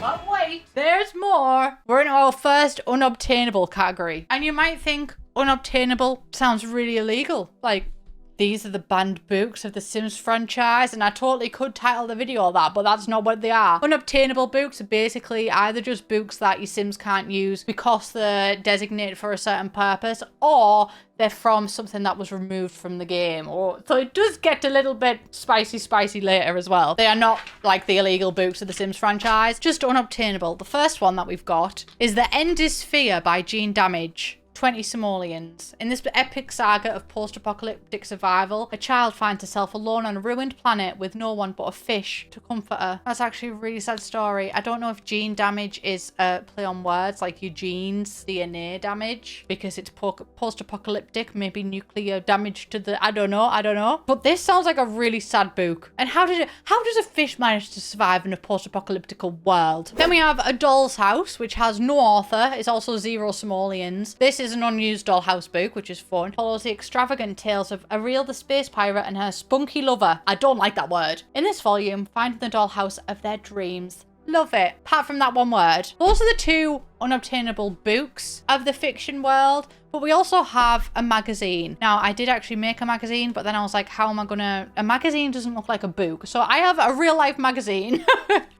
This is by no author. It is 0 simoleons, and this is a typical magazine found at spas. And basically, this is read by staff at spa venues. This exact one. Welcome to the non-fiction section. This section, interestingly, is actually quite extensive, which I'm saying is interesting because for the most part, your Sims learn nothing from these. There is no enjoyment for you. I mean, maybe the fun increases, but their knowledge, their brain does not get bigger when they read most of these. Some of them, though, they do, but for the most of them, we learn things, I learn things, you learn things, but we are kind of gatekeeping that from our Sims. Not by choice. I wish we could impart this knowledge in our Sims, but this video is just for us, guys. All of this to say, there are a good few categories in the non-fiction section. First one that we're going to start with is Occult Non-Fiction, and in this there are only 3 books, but still better than none. Occult is my favourite thing in the world. In our world, the occult would be fiction, but in the Sims world, the occult exists, so therefore it is in the non-fiction section. But even the occult, with all of their powers and all of their experiences, need a little helping hand. They need a little self-help guide. The mountain is you. Vampires, they're just like us. So out of the 3 books in this, the first book that we've got is 1001 Tricks That You Can Teach Your Familiar. There's actually doesn't have an author. I hate to say it, I hope I don't sound ridiculous. I once again had so much fun creating this because I basically just made my cats. But for 25 simoleons, you learn all the tricks you could possibly teach your familiar. Too bad they are always so stubborn, they never actually listen. So is there any point in buying the book if it's not going to work? But even if they listened, even if they said this will be great because they do listen, is there any point in buying this because you actually don't learn 1001 tricks you can teach your familiar? It's kind of false advertising because you don't even learn one trick that you can teach your familiar. You learn something yourself though, which is that this book is a scam. Did you see what I did there? It's a scam. Because it has such a limited impact on your Sim in the way that they'll learn absolutely nothing, I actually think that this one should belong in fiction. And then on the witchy front, we have famous spellcasters throughout history. I did not realise that this picture is so blown out. It's by Cornelius J. Emporium, and this is actually categorised as a biography. In this 4,000 page volume, every feat completed and every spell casted in the last 200 and... Oh, it doesn't matter. No one's going to read this book. Actually, Cornelius J. Emporium, I implore you to consider the fact that I'm actually sat here reading it. Once again, we get absolutely nothing from these books so far. But still, we get memories, we get experiences. We've learned about one famous spellcaster throughout history, Cornelius J. Emporium. Finally, we have one of my favourite books in the entire video, Beyond Big and Bad, Rethinking Harmful Werewolf Stereotypes by Be kind. That's the cutest fucking thing I've ever seen in my entire life. Beyond Big and Bad delves into today's rampant mischaracterization of the werewolf occult. Even as fantastical entities, the fear and anger Sims place upon these fairy tale creatures has a negative impact on the psyche of the world's most beloved animal friend, the dog. Sims being mean to werewolves impacts dogs. That actually breaks my heart. But it is also a false advertising because I don't think that's actually a thing in the game. The creativity of the writers does often exceed the game itself. It delves deep into why these fears exist and challenges readers to consider that maybe what Sims have been afraid of all along was, in fact, themselves. New York Times bestseller list. Here's my card. Boom! I saw a TikTok recently that said, some of the most impactful quotes I've ever read have not come from poetry. They've not come from literature. They came from a random Tumblr post. And that's how I feel with this. Big, bad, and beautiful. That's not the title, but you are big, you are bad, and you are beautiful. What a book. I'm realising things in 2024. The author of the next book, the sequel, should be by R.E. Lies. Because I'm realising. For general non-fiction, we do have a mix of books, actually, from violence to biographies. Kind of leaves a lot of information at your fingertips. The Man Behind the Falls, biography about the man behind the falls, who is Mike Jeffries, not this woman here. She looks good. She was good. To behold the splendor of Sequoia Falls is to gaze upon the greatest beauty that nature has to offer. Or is it? Learn about the fascinating true story of a sim who succeeded against all odds through the eyes of Mike Jeffries. The story of a sim who refused to take no for an answer. A sim that just wouldn't quit. A sim that created and now operates the world's grandest man-made waterfall. Is it? So there's a question mark right here. Are you sure of your own waterfall, Mike Jeffries? A sim that created and now operates the world's grandest man-made waterfall. Wrong. I think you'll find the grandest man-made waterfall is the waterfall created by R&B group TLC, and they actually actively suggested not following the waterfall, Mike Jeffries. Good luck with the book and everything. I hope your author career goes well, but I'm on TLC's side for this one. We've got another Grant Rodiak reference next with Gentleman Corgi, a memoir by Sir Wolf. He's really good. He's literally so talented. Wrote a book, what can your dog do? Sit?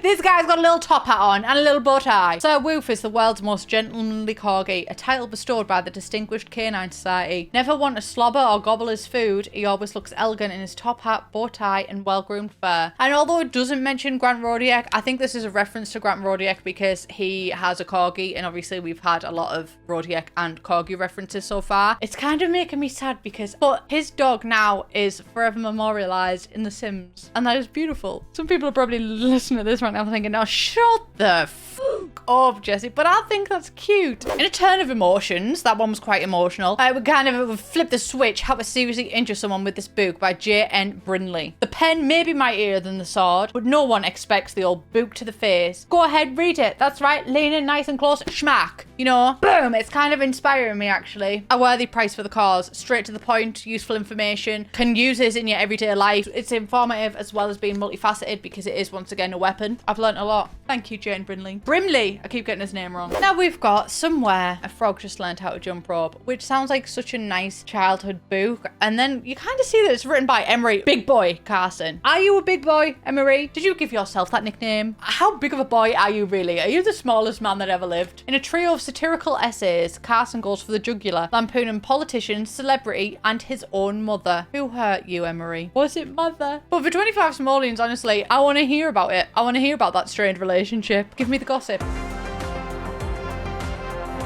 For the food section, we've actually got enough books about food that it warrants its own subcategory. We've got more books about food non-fiction than we've got occult non-fiction, which is interesting. But one thing about The Sims, they always die on really weird hills. They always pick really random things to kind of go hard on. And I'm here for it, honestly. If you don't know, The Sims has a really weird fixation on grilled cheese. I don't know why. And it has its own secret aspiration in The Sims 2 and The Sims 4, which is just all about grilled cheese. And with that obsession, you'd think they will literally hammer grilled cheese books, that they will be pumping those out, a 46-part series on the grilled cheese. Grilled cheese is not mentioned at one point in this food section, which was, it's an interesting route to take. They like to die on weird hills, and I guess they just didn't want this hill. But many of these books are actually in the same price range, apart from Orbital Pudding by Zachary Quinn. Orbital pudding is one simoleon. A mountain-sized glob of coconut pudding is lobbed into orbit to study its potential for sustaining life on other planets. I think the reason that this book is one simoleon is because I've got the answer right here for you. Chapter 1, they lob the glob of coconut pudding into orbit. Chapter 2, it lands on a planet. Chapter 3, it cannot sustain life. That's the best I could do with trying to put a pudding in space. Some of the briefs for this, well, I gave myself the briefs, but Orbital Pudding, I think that I've done a pretty good job at representing what this book is about. She's holding on to an ice cream. That's a pudding, I guess. A pudding could be a dessert. Tobias Coffey is an author I think a lot of people will enjoy and want to read his work. He's kind of iconic. He's wrote a book called Bangs Are the Worst. The Sims team absolutely love a little bit of wordplay. And this is one of my favourite books because it starts off just a notable hater. Tobias Coffey reviews over 1,000 varieties of what he considers the world's grossest food, sausage. They really are the worst, Tobias. I love the dedication. Over 1,000. But you know what? At the end of the day, you can't fault the man because he likes what he knows and he knows what he likes. And he's willing to to experience what he dislikes 1,000 times just to say, yeah, didn't like that. Literally the worst. I respect it. I respect it. Wait a minute. Actually got me thinking, if you're willing to have 1,000 of them, it's like me saying, oh no, I don't like crisps. Don't give me every packet of crisps to try because I really don't like crisps. I will try 1,000 crisps to prove to you that I don't like them. The lady doth protest too much, methinks. Have you ever heard of Guy Fury? Poser. Unlike Bro Fiery, who I believe is Guy Fury's more successful, animated, and slightly magical brother. He's released Cooking with Moats for 25 simoleons, a respectable price. Add a little extra kick to your boring weekday recipes. Magical moats might not be the healthiest or most edible ingredient, but nothing takes a dish from bland to blam like a little magic. I'll take your word for it. I don't necessarily want to eat what you have, but I just like the entire vibe it gives off. And Dream guest on my podcast? Tobias Coffey's next review. Finally, we have Playing with Your Food by Rick Wood.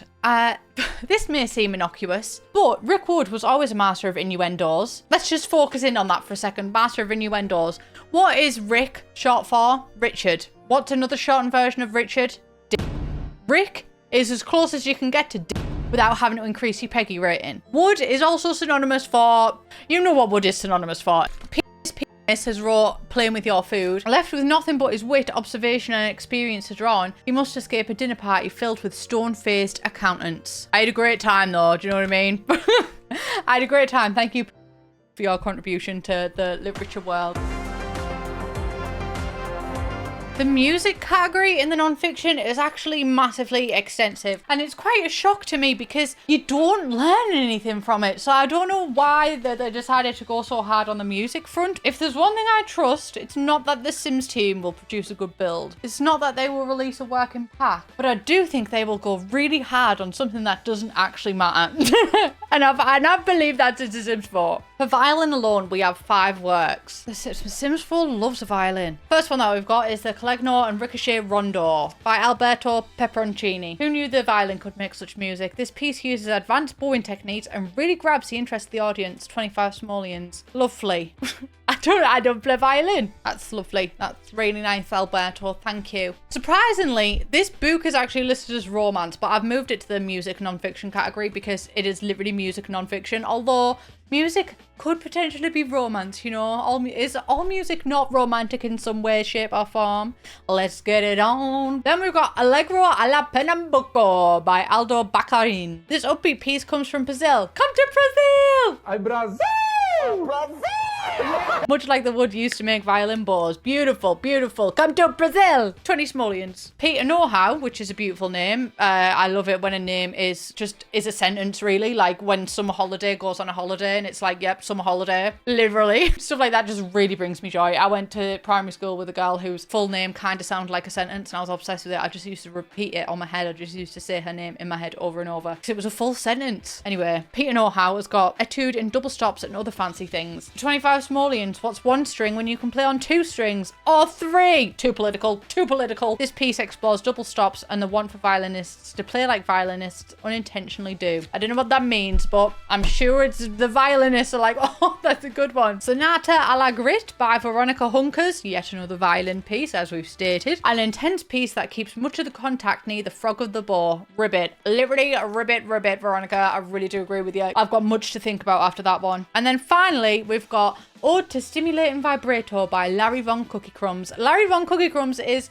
a repeat author, not a repeat offender, which is what it sounded like I was going to say. A repeat author. He wrote Sunflare Sonata, a poetry book. So welcome to the world of music. Only a true violinist can master this piece, 25 simoleons. I just want to say the description of these is sounding like if you read these, then you will learn how to play those on violin or on piano. And I thought that when I was researching this, I was like, this sounds exactly like that, but then I tested it in game and I did not know how to play it after that. But maybe this is a me mistake because I don't know everything about The Sims 4 and music isn't really something I dabble with in The Sims 4. So my knowledge of it is quite surface level, and if I'm wrong, please let me know. Then we have the piano category, which has 3 books within it. Elegy for a Fallen Piano by Sergio Rockman is a challenging piece that requires clean pedaling, otherwise it will sound like a pile of mush. Straight to the point. I mean, maybe if the fallen piano has fallen, maybe that piano is literally mush, Sergio, so maybe it's not the player's fault. But it's a little bit silly. On the silly meter, this is a little bit silly. Much sillier is Scherzo Schmerzo by Harry Mancini. But I love the idea of that a man in a mankini has wrote this. I mean, maybe that is just his surname, but maybe, you know what, he was born for great things and maybe he wanted to live up to his surname, so he wears a mankini. You never know with the Sims franchise. This is a fast tempo piece that was written as a joke. Embraced by critics, it is now part of the standard repertoire for all pianists. I feel like this is kind of like the Cash Me Outside, How About That song? I mean, probably not. That's probably not a good comparison. The Crazy Frog, maybe. Boom, boom, boom, boom, boom, boom, boom, boom, boom, boom, boom, boom, boom, boom, boom, boom, boom, boom. Scherzo Schmerzo. That's what that reminds me of. We've got Tickle Your Own Ovaries. I mean, Ivories by I Am Smith. My ivories are happily untickled. Thank you very much. This is an easy piece that helps beginners get a good grasp of piano basics. I don't know if this is actually supposed to be an ovaries joke. I'm guessing the ivories, oh my god, it's like tickle your own keys. So I don't know if they meant to make the ovaries joke. Probably, but just in case they didn't, I would like to claim that I made that joke. I have copyright. I don't really. They probably made that joke. Then we have the final category, which is I don't know because it doesn't say. In this one, we've got I Beg Variations by Orville Bryant, 20 simoleons. And he wrote this piece as an homage to his homeless days. I'm really happy for you, Orville. We've already covered what an unobtainable book is and how it sounds much cooler than what it actually is, but non-fiction also has unobtainable books. The first one that we've got is Piano Bars and You, How to Hold a Note Without a Paper Bag by Slim and Karen Bulger, where the famous song would show you how to impress your friends at a karaoke bar, or at least stop making their heads hurt. A really truly selfless act, however, I will still be screaming in a karaoke bar, unfortunately. And the last time I went to a karaoke bar, I had the time of my life. I didn't expect to, but something about being handed a microphone, you just have to... all of a sudden. Anyway, thank you, Slim and Karen Bulger, but I will give this one a miss. How to Serve and Not Be Served by Alfred the Butler is not actually as culturally relevant as it sounds. It's less about how to serve, hello, and more about how to serve. Hi, welcome to Chili's. If you will. It's a who's who of who's that. I'm sorry if no one, if you're watching this and you don't like Taylor Swift, but I do. The who's who of butlers with a how-to guide to butlering. Discover the origins of butlering in Windenburg and how the role is adapted to modern butlering in the 21st century. Inspirational quotes from famous butlers will keep you motivated and moving. And this is a book written by butlers and it's written for butlers. So if a butler is just not active, they will pick this up and read it. I'm going to assume and hope that this is an interesting read if this is the only book that they can read. A butler's allowed to do anything apart from butler. Also, it's written by Alfred the Butler, which is really interesting, and you will learn why, because we have many versions of Alfred in the book so far, which we'll meet in the skills section, and Alfred has lived many lives, more lives than I've lived, more lives than my Sims have lived, but we will get to it. Have patience, which you may be running out of, because I expected this to be a 40-minute video. I've edited the first 2 sections, and it's over an hour so far, so if you're still here, I apologise for keeping you. Maybe put the kettle back on, have another brew. Where am I? A question I've asked many times before. We will never know who's given us the answer, because we do not have an author on this one. Nothing says, hey baby, I'm lost, better than where am I map. Say it without speaking with this stylish accessory. This is actually read by Sims when using a self interaction in my shoe. All of this information I've got from the Sims wiki for the unobtainable books. I will, once again, everything is linked in the description. And for the cover of this, I really wanted to do a Where's Wally type thing where I just had a million Sims on the lot, but the last time that I got every single Sim on the lot, my game did, it really went through the ringer. So I went with Just a My Shoe No cover. But imagine, there are at least 50 Sims in this. We can use our imagination. And then finally, to end the unobtainable section, quite a boring one, we've just got an instruction book. Thank you to James Turner, formerly known as Sim Supply, for his construction build I've got on the cover of this book. It's just a book on instructions, instructing what to do. 20 simoleons and straight to the point. I feel like I've read the book just by looking at the blurb. I don't even need to open it. Very straightforward. Well, I would say thank you, but I can't thank you because there's no author. So I'll just thank James Turner, formerly known as Sim Supply. He wrote this book. Now we are back into the occult section, kind of. Well, we are, but it's not occult non-fiction. We have vampire tomes. This is once again one of my favorite sections, and I know that I say this about every single section that we come across, but I just love The Sims. And this new style of doing videos is really working for me because I get to basically just obsess over one particular thing for an X amount of time, and every single part of it so far has been my favorite. But these are actually my favorite for a different reason this time than the others. Not necessarily for comedic purposes, but because these actually do something. Your Sims actually learn something if they read these. There's 4 official encyclopedias in the game and 1 unobtainable, but they're all written by Bulk, who has no previous introductions in the Sims franchise, and he also has no other books. So I don't know if he's a vampire. I don't know how we know so much about the vampires. I don't know. We're just supposed to trust that he is the expert on all vampire matters. So the first Encyclopedia Vampirica, Volume 1, is 75 simoleons. This tells you about the origin of vampire species, early history, and alternate food sources. When I was reading these, because you actually do discover things with them, I discovered the use of plasma packs. I discovered that we could buy plasma packs through the PC. Thank you to Amazon Prime, which does exist in the Sims universe in some variation. Zoomers, I think it's called. And you can also make your own plasma packs. Thrifty. Love it. You also learn in this one that vampirification can actually be cured, which gave me the idea that I would love to see Daddy Vladdy cured, because what would he look like without his slowly decaying charm? That man is old. Maybe he would just die. And also in this one, you learn that they can turn into bats. And you also learn about the garlic raid. I don't know if Vasma is an enemy or a friend to the vampires if he's giving out this kind of information. He's sitting on a bad boy. That's not the first time I've used that joke in this video, but he's sitting on a bad boy piece of information. Volume 2, once again, like I said, also written by Vasma Bulk, 150 simoleons. And here we learn about known weaknesses, known strengths, defense techniques, and favorite foods. And as I was reading this, I learned that frogs are a valuable source of materials for making plasma packs. Garlic can prevent vampires from biting Sims. Once again, friend or foe, we will never know. Certain plants can be used to benefit vampires, and you can grow a plasma fruit. Vampires can turn other Sims into vampires, which I feel like is pretty common knowledge. High-level vampires can train low-level vampires, and vampires can actually go out into the sun, which is a common misconception. And the way that they can go out into the sun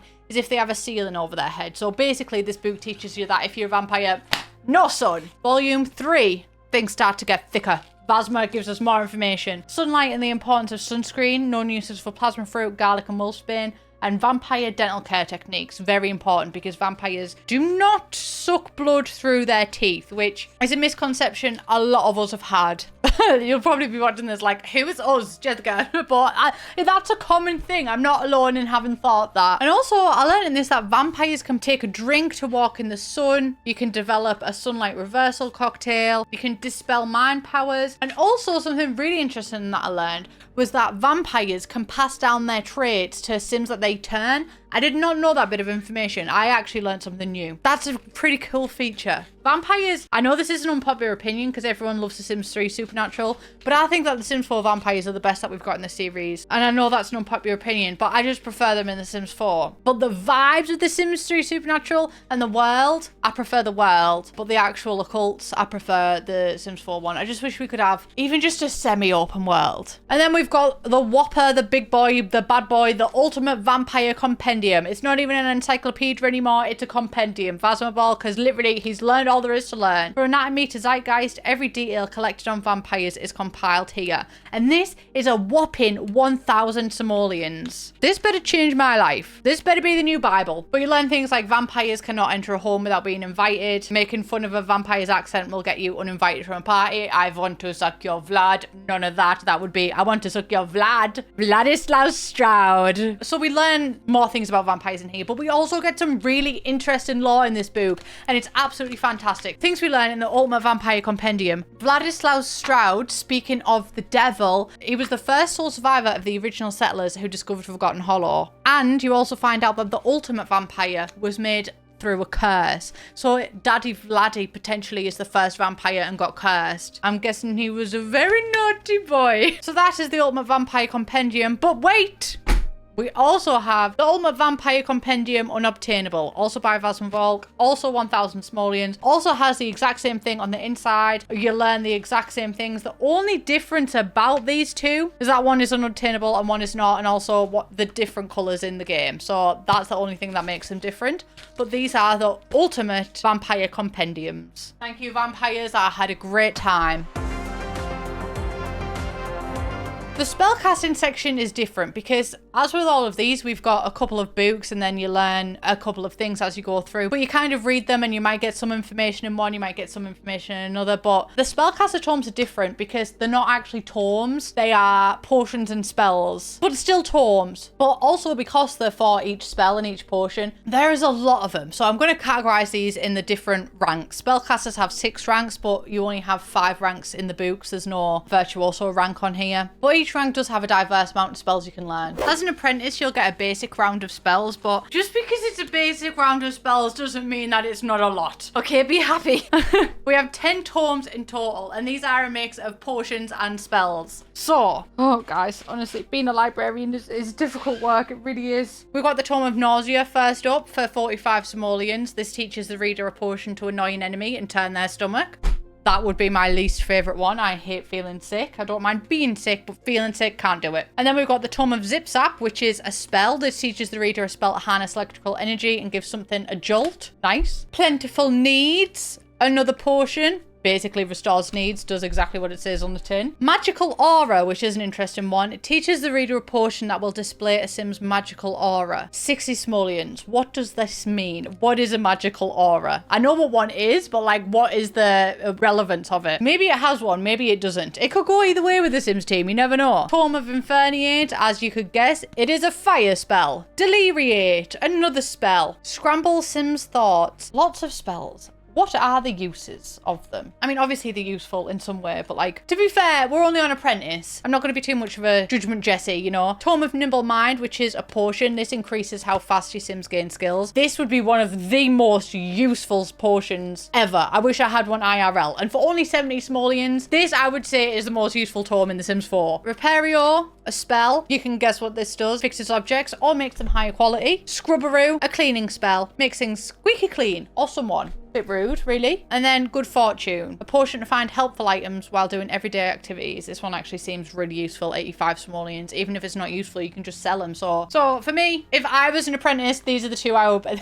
Guys, this is my tome recommendation. If you are looking for recommendations for tomes that you should get, Nimble Mind and Good Fortune, I really recommend these. And they're not the most well, they are kind of the most expensive actually. They are 85 simoleons and 70 simoleons, so they're on the higher end, but still rank apprentice, still affordable, and even virtuosos will get their use out of these ones. I think there's a good chance that we will fill up the bookcase just with these tomes. Once you rank up to Neophyte, you might think you get another 10 spell tomes. You would be wrong. We actually just get 2 potions, and these are, we have Tome of Allure and Aura, which teaches the reader a potion that makes those around the drink more receptive to romantic conversation. Not sure how I feel about that one, but it's useful in The Sims. In real life, if you come across a Tome of Allure and Aura, do not use it, okay? Consent is always needed. And then we've also got Tome of Emotional Stability. Teaches the reader a potion to remove unnecessary emotional baggage. Now, you might be thinking that, oh, I'm expecting Jessie to make a joke like, oh, I need that potion. But no, I'm actually really trying to work hard to get emotional stability. I'm leaving the house, actively engaging in my life. I have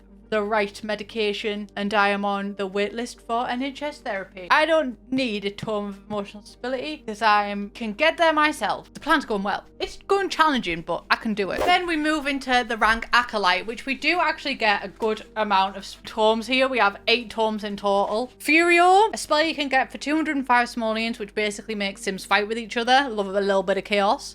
A little bit of Furio in my life. Then we've got a potion for perk purging. 215 simoleons, which lets you choose different perks. That one's okay. Floralorial. I think that's right. Floralorial. Yeah, that's right. And this one is a spell. Keep your plants healthy and bug-free. This one I could actually see being really useful, especially for 235 simoleons. You would be able to reap that money back with gardening. Gardening is lucrative in The Sims 4. That is an easy way to make a lot of money, and this would be really useful. I kind of want to do a spellcaster farmer playthrough. Forced friendship. Some questionable tomes in this one. It unlocks the power of a friendly conversation. 235 simoleons. If you are thinking about getting this tome, have you considered it just being nice? Have you considered just being friendly? Lending an ear. You don't win friends with potions. It gets worse. Infatuate. 240 simoleons. Convince two Sims to get romantic with each other. Moving on. Delicioso. A spell that creates a tasty meal out of thin air.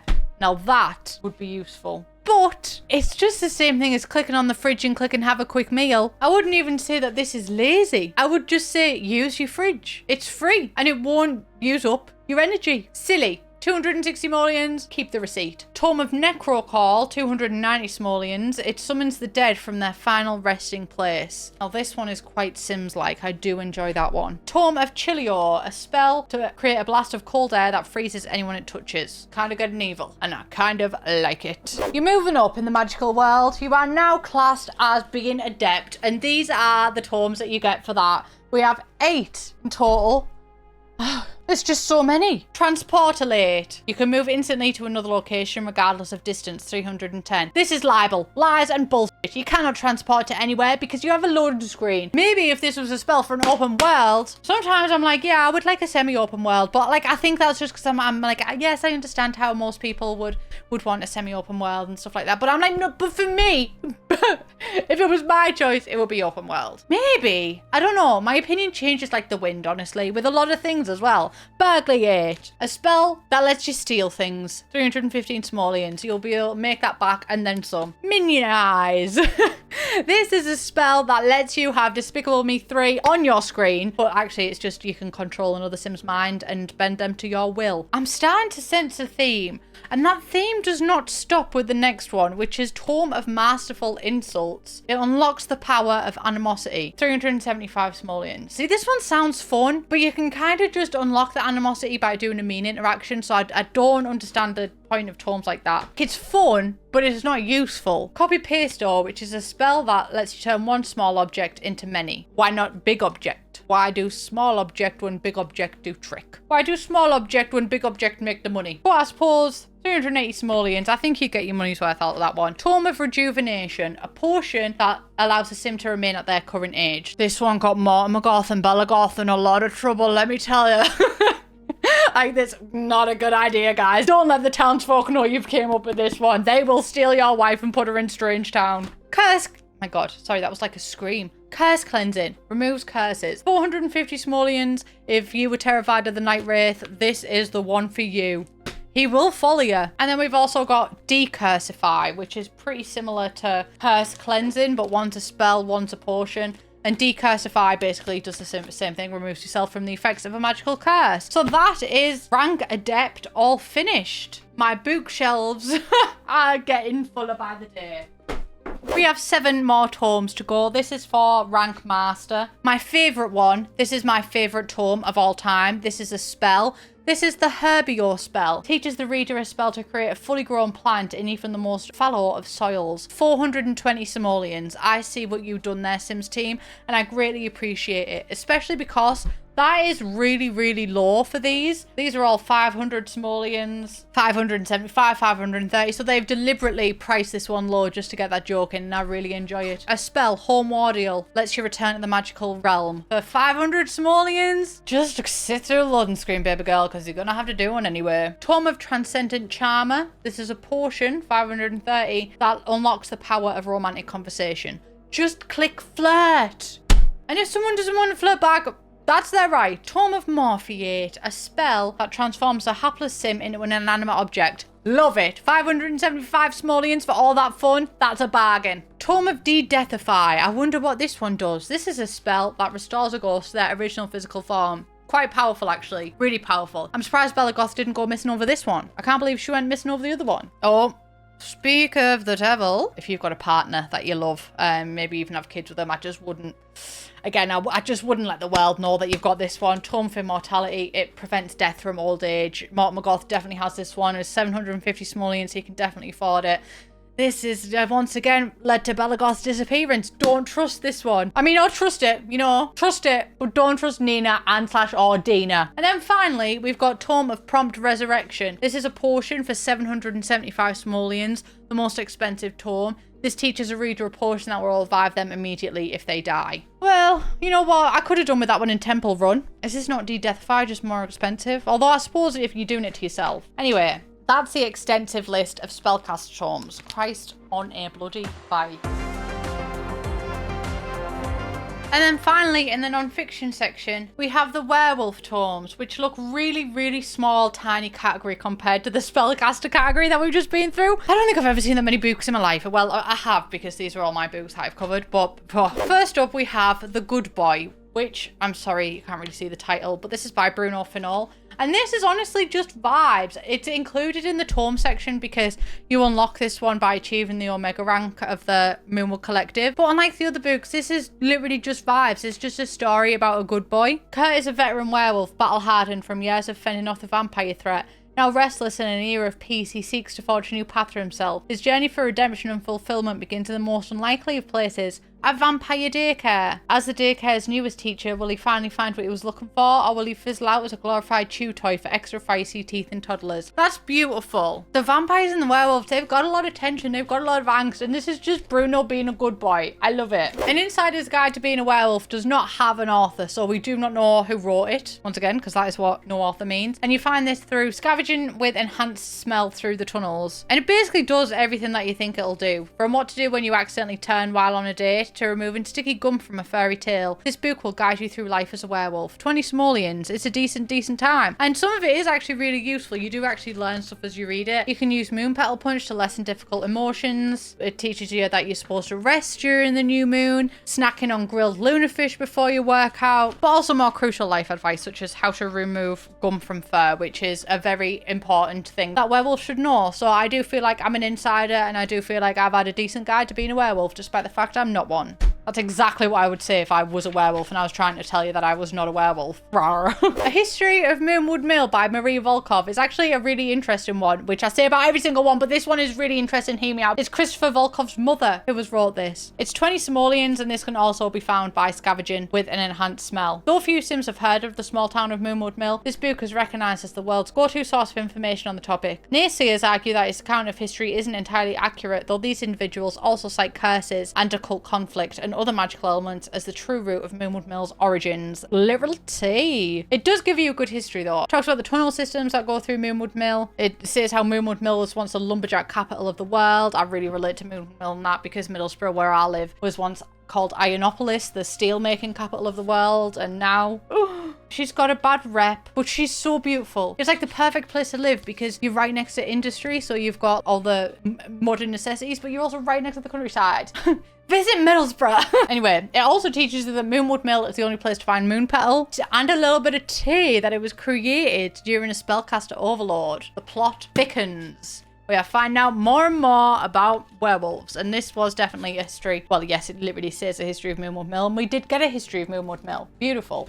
Finally, in the entire non-fiction section, we have The Diary of Gregorius Lundvik, written by Gregorius Lundvik, starring Gregorius Lundvik. Wait. Who is Gregorius Lundvik? Why is his diary just laying around Moonwood? You took my diary to school? I had to. Even though it's got a short blurb, this is actually jam-packed full with information about Moonwood Mill. He really does deliver the tea and the law. He talks about his marriage, actually, he was married to a girl called Evelina, but she was just so obsessed with the skies that she preferred all the time to look at the telescope and didn't spend enough time with little Gregorius, and that made him sad. Evelina's forgotten to care for herself yet again while I was rampaging. How long was I gone? I can't even recall. That telescope will be your undoing. She becomes so transfixed by its mysteries and neglects everything else, herself included. Your wife is on the spectrum, Gregory. These two were fated mates, though. Interesting concept that I've never heard about before, ever.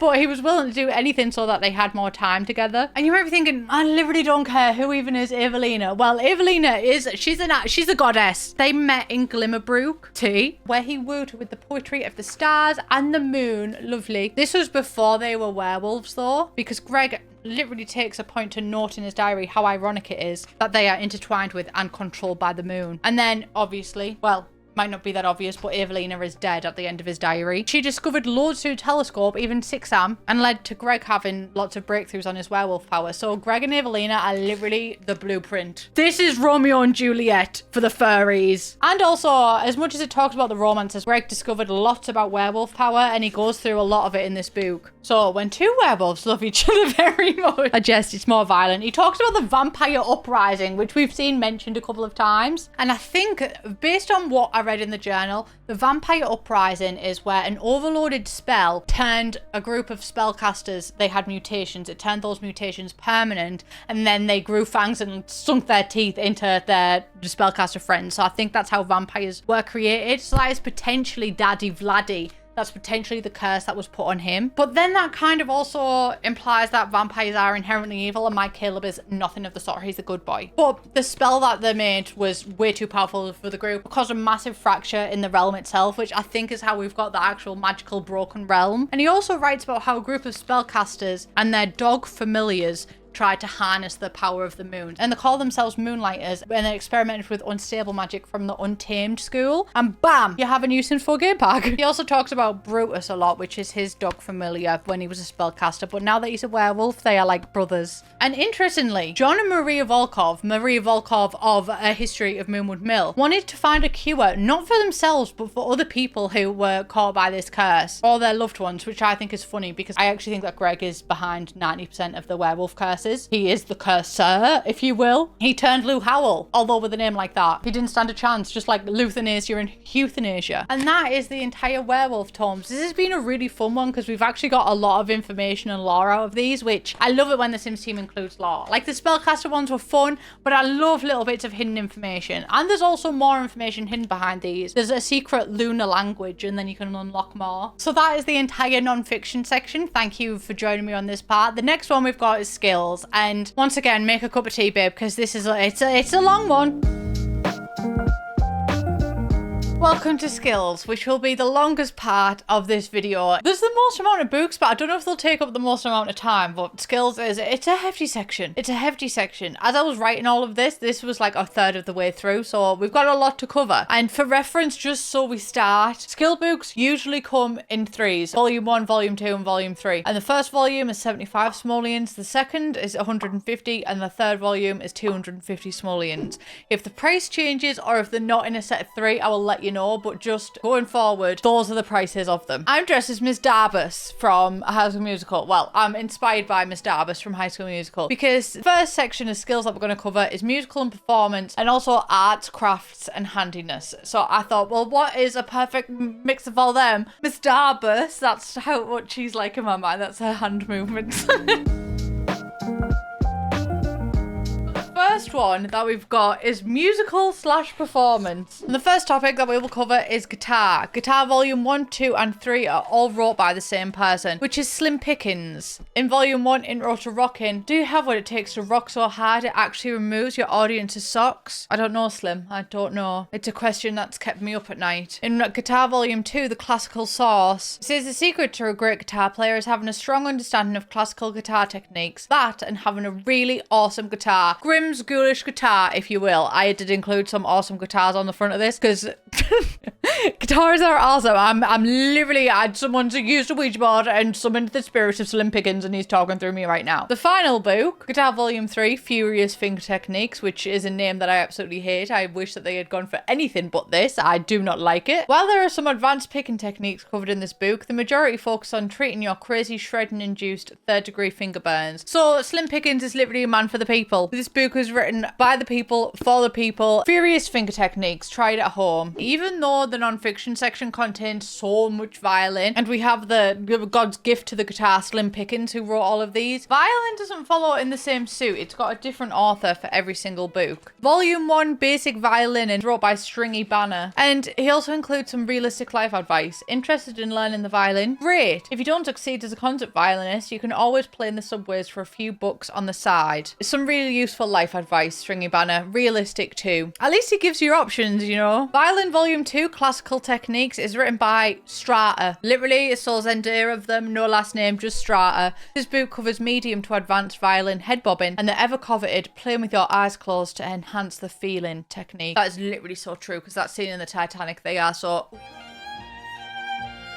Maybe they do have their eyes open. And then finally, Horsehair Hijinks is wrote by Cade Norton. This is a play on the violin because the violin is made of horsehair. They love a little play with words. They don't get paid enough. I don't know how much they get paid, but the writers of this, they will always be famous to me. Sure, you can play the violin, but have you ever used your power to bring an audience to tears? It's actually really satisfying. So many references to bringing people to tears throughout all of this. I know that I said whoever wrote this will always be famous, but whoever wrote this also has a little bit of a thing for making people cry. And according to this one, they find it really satisfying. Therapy. Sims 4 does love a classical instrument, so we've also got piano volume 1, 2, and 3. And we've got another slim pickings on our hands because Hamlin Steinke actually wrote all of these books. Book 1 is pretty black and white, just teaches you the basic of piano. Whether you're generally interested in learning the piano or your parents are forcing you to, this book will teach you the basics. I wish my parents forced me to play piano. Oh, I wish they did, but instead my parents were just so amazing that they put me in guitar lessons because they asked for guitar lessons. When I said I wanted to stop, my parents let me stop. Literally so rude of them to hear me out and understand and respect my desires and wishes. I'm very fortunate for the parents I have.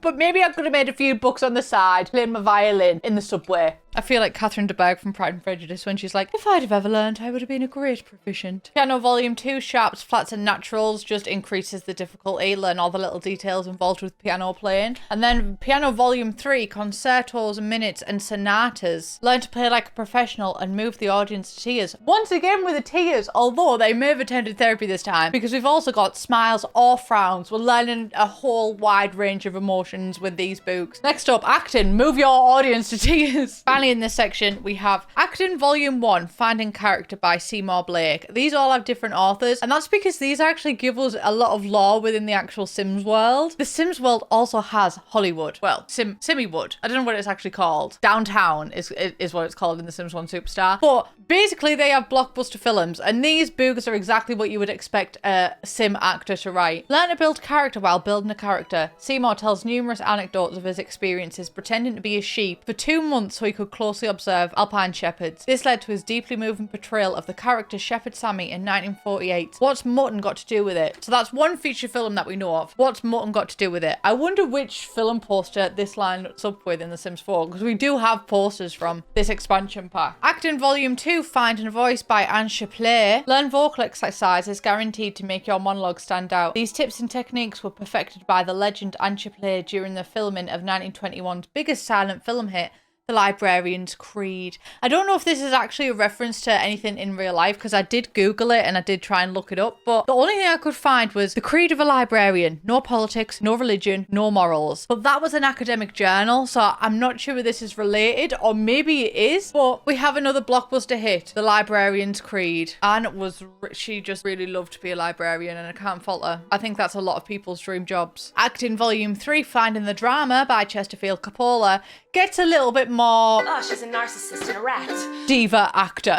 This is the epitome, the epitome, if you will, of what I would expect from The Sims. Mr. Coppola's belief is that there is no such thing as a small role. With enough determination, you can make any role a big role. He illustrates this with the story of how in 1945's historical epic Dukes of Birdly Kingdom, he turned a single line in role of Stable Boy number 3 into a 15-minute monologue, which led to a Best Leading Man nomination. I bet his co-workers loved to be around him. So that is that section done, and also that's acting done, and with that we have 3 feature films that we've learned about that exist in The Sims world. We have Dukes of Birdly Kingdom. I don't know what Birdly Kingdom is in The Sims, but I'm guessing it's near Windenburg. The Librarian's Creed, a silent film, and we also have What's Mutton Got to Do with It? Shepherd Sammy, 1948. Fun!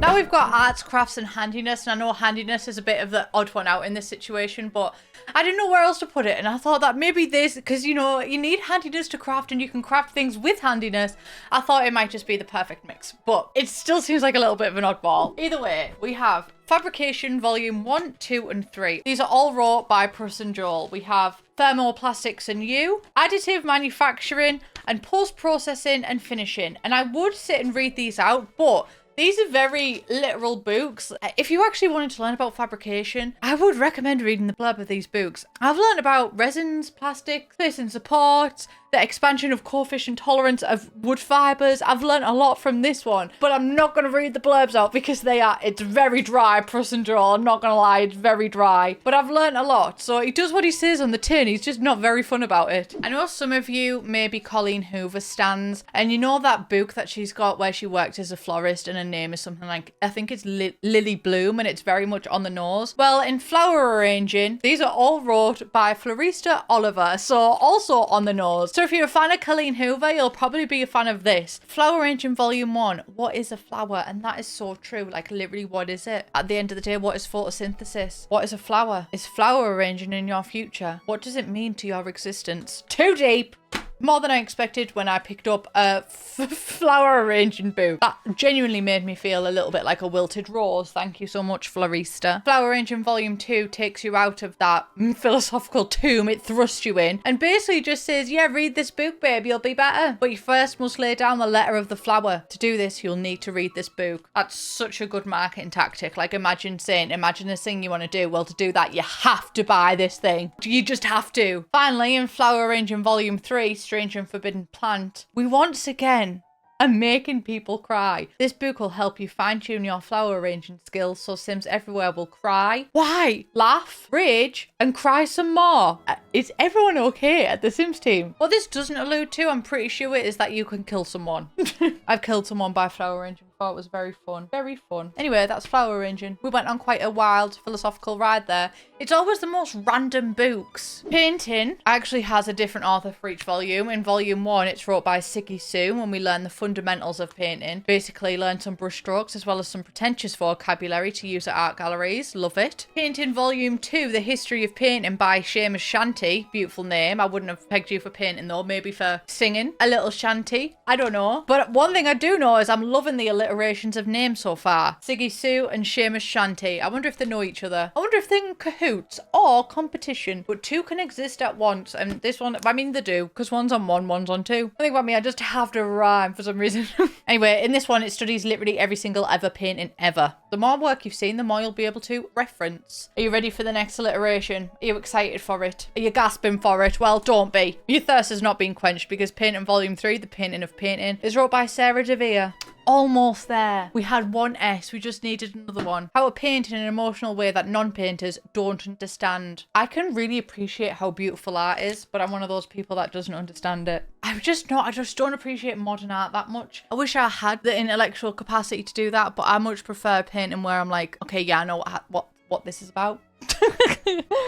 Like that painting of Henry VIII and his succession, it's like, okay, so clearly, so people know where Edward is and then Mary's here. I understand that because I'm like, I know what you're trying to say about your family here, but modern art, I struggle with it. I struggle with like abstract concepts. It's not to say it's bad though. I think it's pretty. Photography. This is actually different. This is not a level 10 skill. So we only have 2 books for this one. We have Photography Volume 1, Your First Exposure by Portrait George, which is, like fabrication, is very much to the point. It actually gives you some good real life advice for setting up a camera. And then Photography Volume 2, also by Portrait George, teaches you the rule of fourths and the golden trapezoid. So I do feel like I've learned. I do feel like I've gained a skill. Apparently learning to knit in the Sims franchise is a coveted skill. So coveted, in fact, that the author of it is actually in hiding. Because Knitting Volume 1, Knitting Volume 2, and Knitting Volume 3, none of these have an author. So we do not know who is the best knitter out there. But in Volume 1, K2 Tog and the Basics of Yarn teaches us to begin our knitting journey with the knit and purl stitches. And then Knitting Volume 2, the Diagonal Lace Stripe Stitch, teaches you more advanced stitches like Honeycomb Brioche and Lacy Heart Stitch. You need to keep an eye on where exactly you are in the pattern. There is nothing worse than getting lost. Thank you for the advice. And then Knitting Volume 3, Knitting Backwards with Your Eyes Closed, teaches you, once again, more advanced stitches. And also how to sneak your latest yarn in the house without your significant other knowing. Now, who do we know who is a prolific knitter? Who do we know who carries knitting needles? And who do we know that would be so deeply embarrassed if anybody knew they were helping someone instead of attacking them? Knitting needles can and have been used as a form of weapon. I think Agnes Crumplebottom has wrote Knitting Volume 1, 2 and 3 and is just mortified by the fact that she's lent a helping hand to Sims. She's like, I don't want my name on that. You can publish it, but I want nothing to do with it. I am nothing of the sort. Embrace my theory. My evidence vibes. My evidence is none. The oddball. We've got Handiness. These all have the same author as well, Sparky Three Fingers, and then a bit of a worrying name. If you're going to take Handiness advice from someone who is self-referred to as Sparky Three Fingers, you know, Call the ambulance! the books kind of follow the general theme of the name though. In Handiness Volume 1, Try Not to Die. Great advice for anyone beginning this. Why pay experts to fix your broken appliances? Why buy furniture made by professionals? You've got this. Sparky Three Fingers. I think I could take you to court. Legally, I think I could use this book in a court of law. Maybe don't take advice from Sparky Three Fingers. Or maybe take advice and just try not to die at the same time. That's the best advice out there. Hey, you want advice on how to live? Just try not to die. Thank you, Sparky. He unfortunately...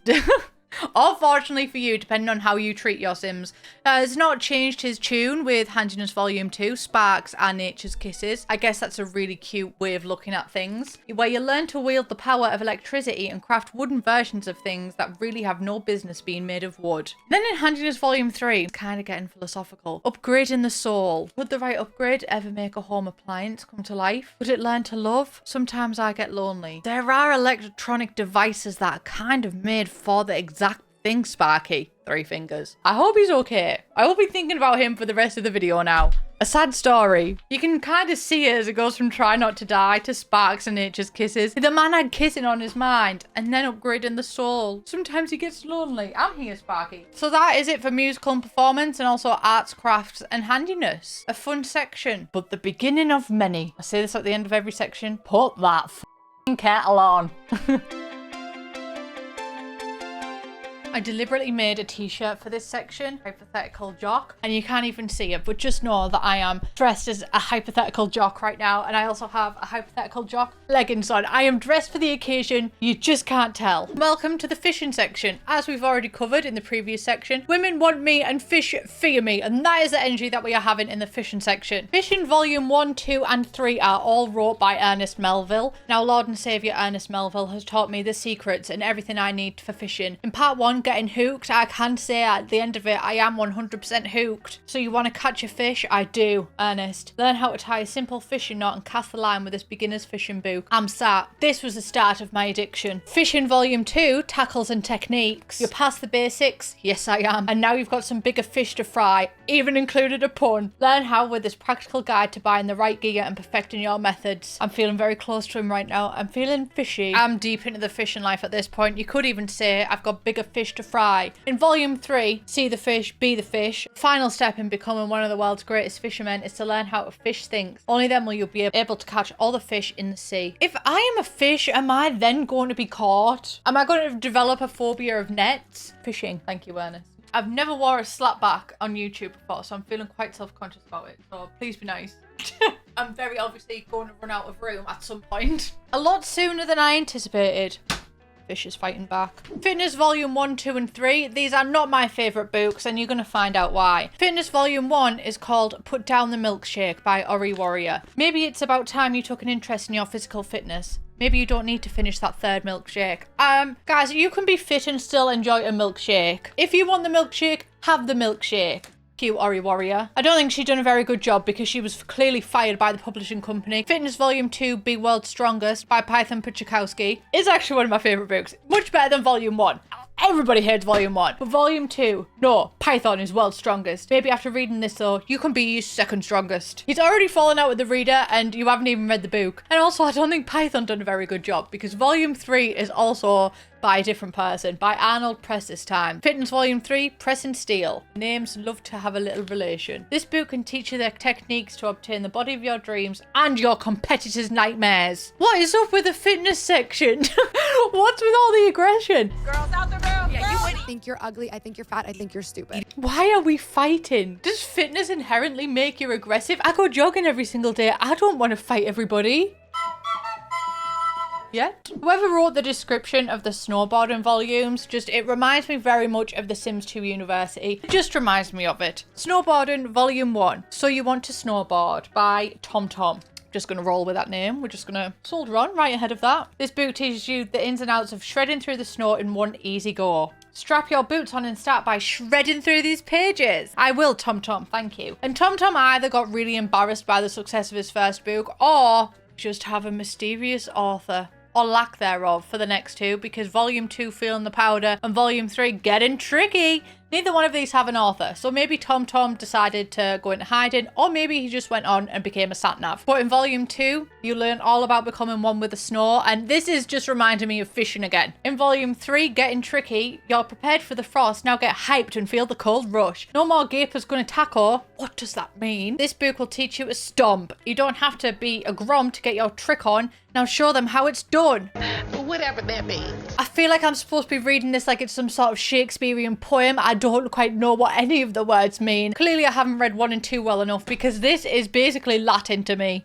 I feel like I should put that in the musical section. No, it's got a bit of a beat. Anyway, that's the snowboarding, 1, 2, and 3. Horse riding is a fun one. The Sims 2 and puns go hand in hand. Just like The Sims 4 loading screens, Bella Goth disappearing, Agnes Crumplebottom grievous bodily harm. They just mesh. Some things, they just work. And the Sims team put their entire simulsy into using puns for this one. Horse Riding Volume 1, 2, and 3 are all wrote by Winnie Cold. Winnie is obviously, well, I don't know if it is obvious, it's the noise that a horse makes. And Cold has some relevance to horses, I'm sure, but in my mind, Cold is a cast member from 90 Day Fiancé. Clearly imprinted on my mind like Jacob imprinted on Renesmee. Horse Riding Volume 1, get off your high horse, you're still a beginner. This will teach you all the basic do's and don'ts on the saddle. Horse Riding Volume 2, jockey jargon. Have you ever wondered the difference between a hearty yee-haw and an upbeat giddy-up? I really have, Winnie, I really have. It's time to advance your horse riding link to ensure smooth and effective communication directed at both horses and jockeys alike. A truly rootin' tootin' read. Horse Riding Volume 3, from pedestrian to equestrian, I love a little rhyme, I really do, it just tickles my brain, is the final book in the series, and this is jockey recommended, horse approved. Who approved it? Which horse? I think Winnie is the horse. Little host fracking on the keyboard. Give me carrots and potentially apples, please. Thank you, Winnie called.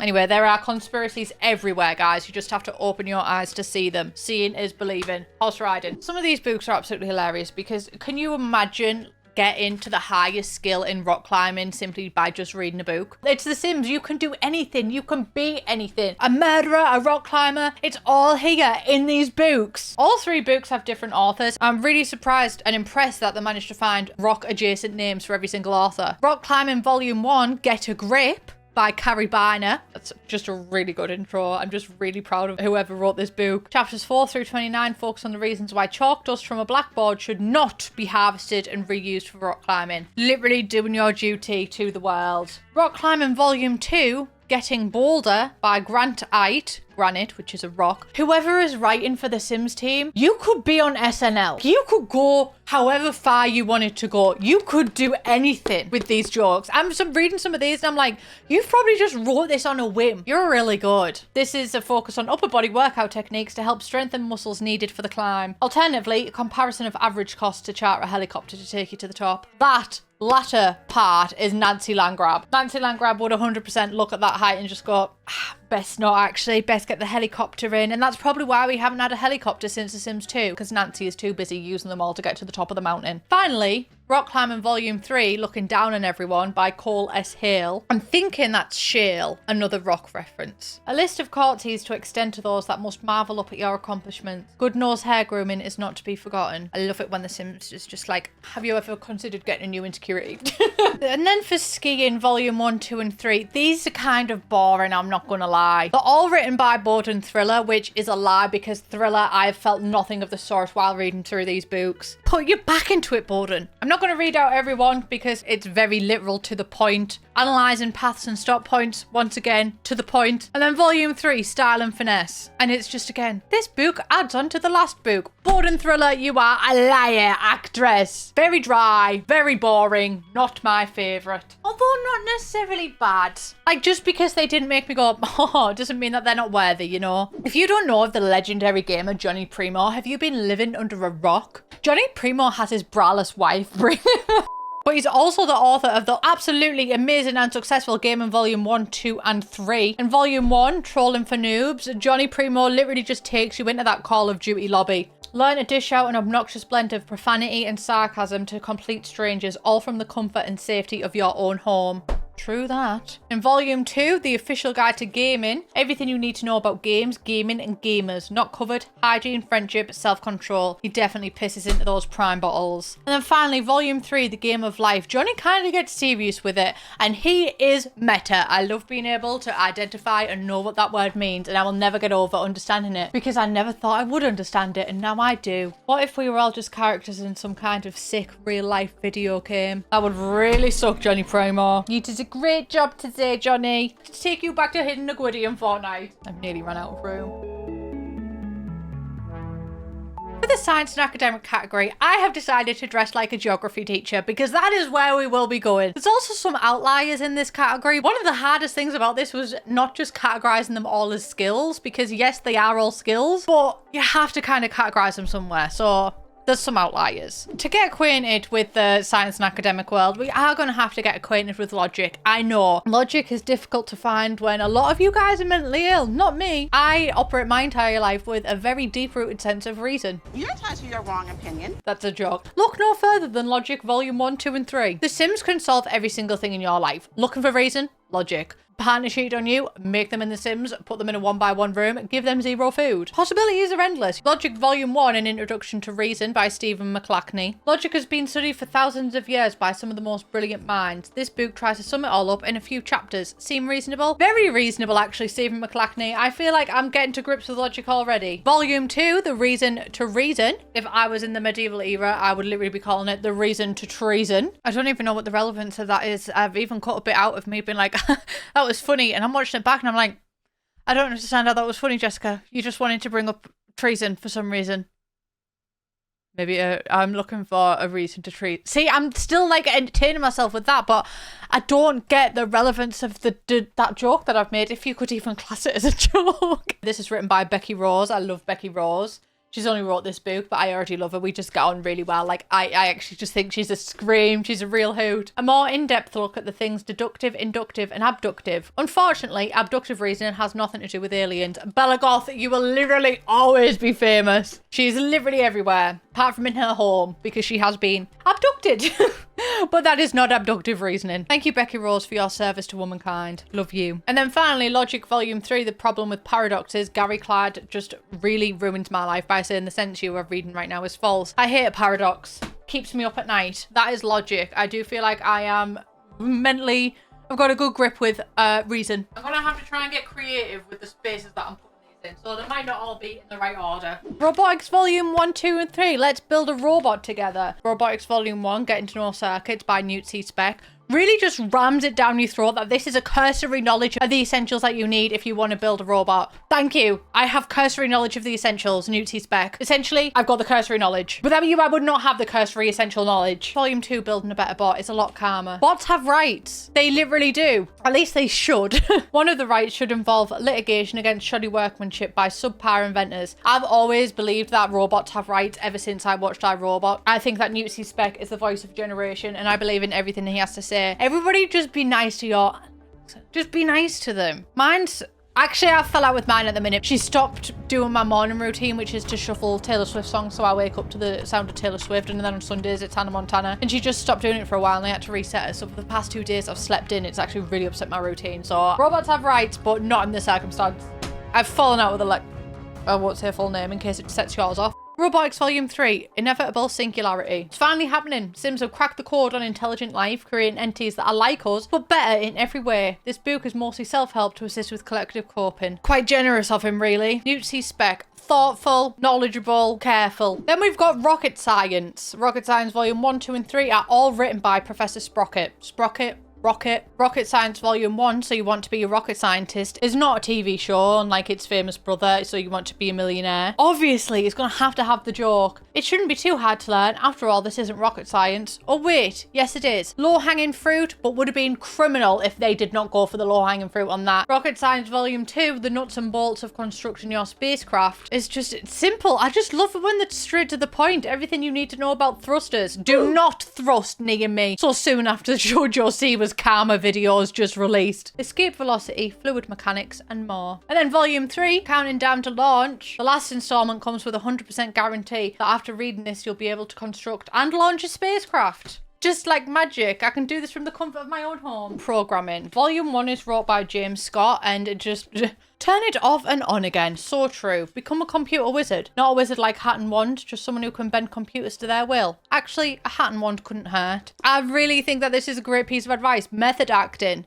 She believed she could, so she did. That's that kind of energy. Programming Volume 2, Maintaining Healthy Semicolons by Rich Racken. This book will teach you the importance of using fibers to keep your multi-threaded code clean, healthy, and ready for anything. One thing about The Sims, they will always ask after me. They will always check on how I'm doing. They will always make sure I'm eating enough fiber to keep my colon clean. Volume 3, Learn to Talk Robot, is by 1001010110010, and the back of it is just 000001000, and you get the point. And I actually, as I said, stop. Wait a minute. I actually did put this through a binary translator, and what did it say? Nothing.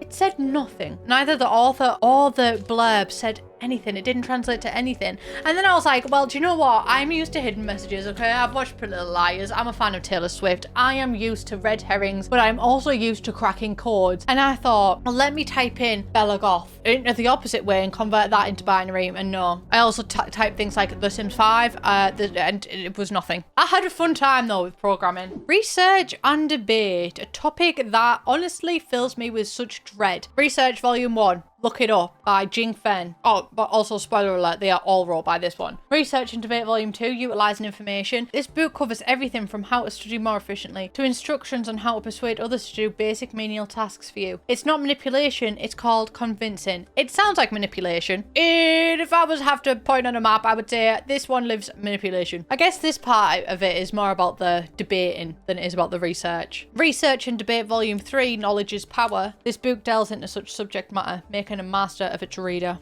Knowledge really is power. Maybe you should become a motivational speaker, Jing Fen. Right, I'm not promoting it, but you know what he'd be really good at? MLM marketing schemes. He could pull the wool over my eyes. Don't fall for an MLM, guys. Especially not if it's run by Jing Fen. Then we've got archaeology. Archaeology has a special place in my heart because I was actually really considering studying archaeology, and then I thought of the fact I'd get rained on. I thought, probably best not. Now that I'm older, I'm like, I wonder what it would have been like if I had actually studied archaeology. Would my life have been different? I don't think it would, because I still think no matter what path I took, I would have found some way to rant at you guys about The Sims. I would have found some way. Tiny Brushes and You, wrote by Brandon Rush. Brush, if you didn't get it. Selecting the incorrect brush could lead you to millions of years worth of damage. They're really good at finding specialists in the subjects that already have a name relating to the subject, like Brandon Brush. For archaeology, Tiny Brushes and You.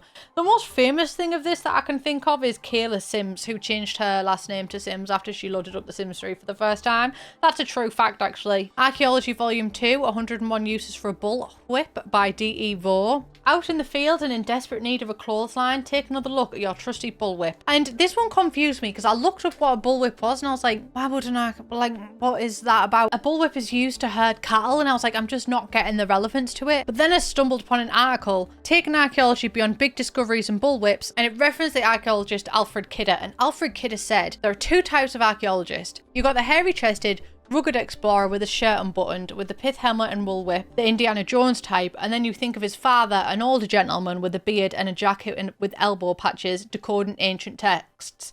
And then I thought, right, so I'm thinking of none of those when I'm thinking of an archaeologist. When I'm thinking of an archaeologist, I'm thinking of Tony Robinson. So at that point, I was like, right, yes, this is the Indiana Jones type of archaeology. All of that was probably not even needed, but one of my favorite things about these is I just stumble onto random little mini deep dives in the deep dive, and then I'm like, I understand more than I did before I started this. Mick Jagger has actually rebranded, and he's took rock and roll literally and wrote Archaeology Volume 3, Rock or Relic by MJ Agger. Does he talk about how fame turned relationships sour? No, he just wrote, learn to tell the difference between ancient clay pots and someone's broken plates. He sounds happy, and I'm happy for him. Finally, we have Wellness.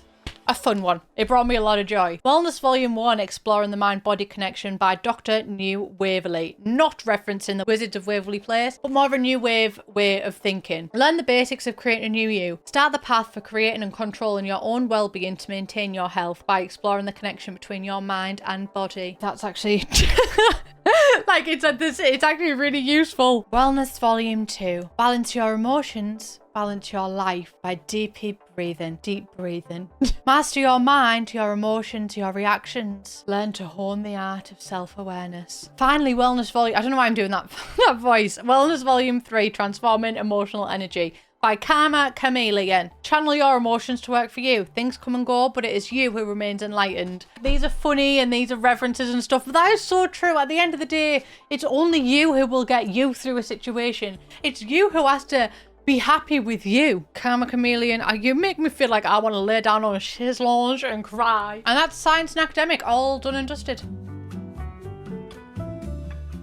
Now time for the food/drink/gardening section. I also have a food related top on. You might be looking at the collection of books behind me and thinking, how have you got so many books, Jessie? Trust me, this was a struggle. I've had to read my book department. I've had to read all of the books at my mum's. I've had to read the books at my sister's. And also, I've had to change a lot of these. So a lot of these are actually PlayStation games or Xbox games hidden so I can have more books. There is a lot. There is a lot of books. But first up, we have Baking. Baking Volume 1, 2, and 3. No surprise. For Baking Volume 1, just titled Mix by Bill Beretta, I actually think his publishing team hates him. This is described as a must-have paperweight for any new baker. That's gotta hurt, Bill. You should get a new team, but at least we know how to mix. In Baking Volume 2, Shape by Frank Oz, it seems that Bill didn't get a new team. The team got a new Bill, and his name is Frank. He's created a mathematical formula that has literally rocked the world of baking. Should a cookie be a circle, a triangle, tetrahedron? Frank Oz explains the optimal shape for a variety of baked goods using a formula he created himself. Well done, Frank. To be fair, you're doing a lot better than Bill's doing. Finally, Baking Volume 3, Bake by the Swedish chef, actually gives us a really good insight into Sims lore, because according to the blurb of this, what they don't know is that there is a secret science to the act of waiting for a baked good to finish. A secret only the Swedish chef knew, until now. So this kind of begs a question on the Sims lore, that the Swedish chef was the one who created waiting for something to finish cooking. What happened before this? Did people just eat raw cookie dough? Which, me, I am that sim. But also, maybe this is the reason why there are so many fires. Maybe this book is based in The Sims 1, and that is why there were so many fires back then. And now we know you've got to wait for it to finish. I don't know if you've noticed, but Eminem's been very quiet. I hear he took his mum's spaghetti line to heart, because actually Eminem is alive, he is well, he is thriving, but in the Sims universe, where he is not Marshall Mathers, but here he is in fact Stan Shady. He's the author of all 3 Cooking volumes. Will the real Stan Shady please stand up? That's why the video for that song is in a cafeteria. Because he is Stan Shady and he is cooking. Anyway, in Volume 1, Marshall Mathers, aka pen name Stan Shady, lets us know that we should be adding random spices to your dishes. It's very good to know. I'll take that in. I do sometimes dabble with paprika. Volume 2, Let's Keep Cooking. Stan Shady, aka Eminem, aka Slim Shady, gives us tips on how to make chemically pure meals that will have the whole neighborhood fiending for more. What does that mean? Selfless, or is it? Cooking Volume 3, I'm Here to Cook, outlines more advanced techniques with a special section of the importance of food colouring. Thank you so much, Stan Shady, aka Eminem, aka Slim Shady, aka James Turner, formerly known as The Sim Supply, for taking time out of your super busy schedule and teaching us how to make a mum spaghetti. Thank you. Eminem being referenced in the Sims franchise, though, is so weird. Well, I could see him being referenced in music, but for cooking, why that one? I've run out of room. Gourmet Cooking Volume 1 and Gourmet Cooking Volume 2 are both written by Martha Brown. GG to Martha Brown. In Volume 1, Make Food Fancy, it focuses on reducing the portion size, and I actually don't think that this is shaming. I think this is a reference to how when you go to really posh restaurants, they give you a really tiny portion. That whole quality over quantity thing. Like you go to a posh restaurant and the fish has ate the chips before that plate darkens your door. Gourmet Cooking Volume 2, Presentation is King, basically just reiterates presentation is king. Aroma is queen. Texture is a rook and colour palette is a bishop. Oh, and his taste like a knight, maybe. Gourmet Cooking, chess AU. And then I think Martha Brown got fired, maybe because she was writing chess fan fiction about gourmet cooking, but Gourmet Cooking Volume 3, Can You Eat That by Chef Morimochi. Good question. Learn to redefine your definition of food and fully embrace the gourmet. I would rather shit in my hands and clap than do that. Nothing appeases me like a big bowl of beige. I know this is so northern of me. If you put pie and mash in front of me, actually, I'm not kissing that. Wasted on me. My shelves are officially full now. I don't know where we're going to put the rest of these books. Time for Mixology. This is a really fun one. Beverage Basics by Alfred Alcoholic. Learn the basics of mixology to impress your friends with this easy to follow guide. And also Mixology Volume 2, A Twist of Lime, also by Alfred Kaholic. I mean, he's perfect for the job, really, is he not? Ready to step up your mixology game? Then this book is for you. Brilliant. And then I don't know what happened between then and now. Mixology Volume 3, The Mixologist Bible, is wrote by Alfred the Elder. So I don't know what made him go from a Kaholic to the Elder, but he is the Elder in this one. This book describes advanced and dangerous mixology techniques that have been passed down in secret for generations, for experienced mixologists only. So, can you remember when I said that Alfred the Butler is a really important character?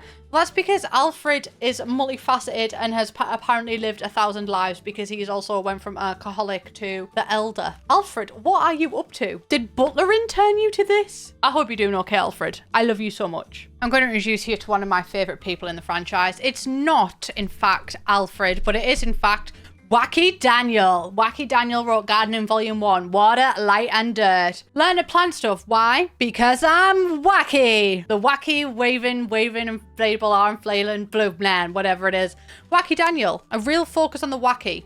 Maybe too much focus on the backy. Wacky backy Daniel. Because he's wacky. In Gardening Volume 2, Getting Your Thumbs Green, it's also wrote by Wacky Daniel. This one is much more serious though. The first one had an edge of like, whoa, you know. This one is just gardening is important. Can save your life. Never trust a sim who ignores a plant's advice. I will take that. I'll take that to heart, Wacky Daniel. I don't know what happened to Wacky Daniel, and I don't know where he went, but Dr. T. Kress wrote Gardening Volume 3, Strange and Forbidden Plant Genetics. I do miss the wackiness of it all, I really do, but with this one, at least, we learn to use our knowledge of botany and phytotomy to create an army of twisted hybrid superplants.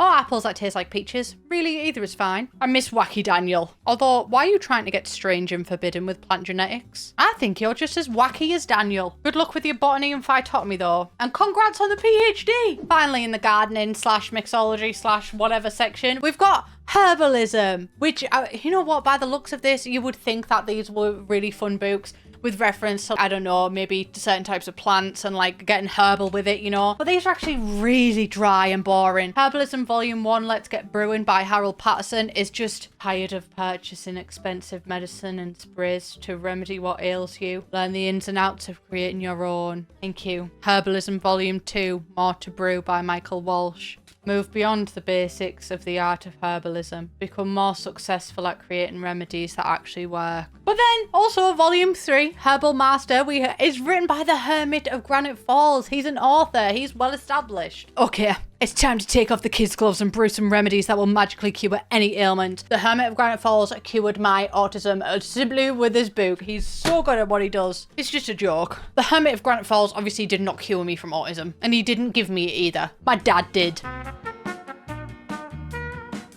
Now we move on to Gift of the Gab, and I'm calling it this because it's just, I didn't know what else to put them in. And then this way, if you study these ones, you don't even have to go Ireland and kiss the Blarney Stone to get the Gift of the Gab. And to represent this, I've picked a t-shirt of a man with no Gift of the Gab. He's got zero riz, if you will. Mr. Fitzwilliam Darcy. Isn't he beautiful? Everybody say hello to Plumbella's husband, because that is my man. That is where my loyalties lie. So the first one with Gift of the Gab is Charisma. Charisma Volume 1, 2 and 3. And you've got to start somewhere, and in Charisma, it starts with Diplomacy for Dummies by Demi Try Hard. And I think this is a reference to Try Hard, Me Try Hard. But with some simple exercises and a little bit of reading, even the worst communicator will know what to say after this. Charisma Volume 2, The Science of Diplomacy by Addison Beryl. It's actually really intriguing to me, because this is speaking about talking and charisma as if it's a mathematical equation that can be broken down into components like a science equation.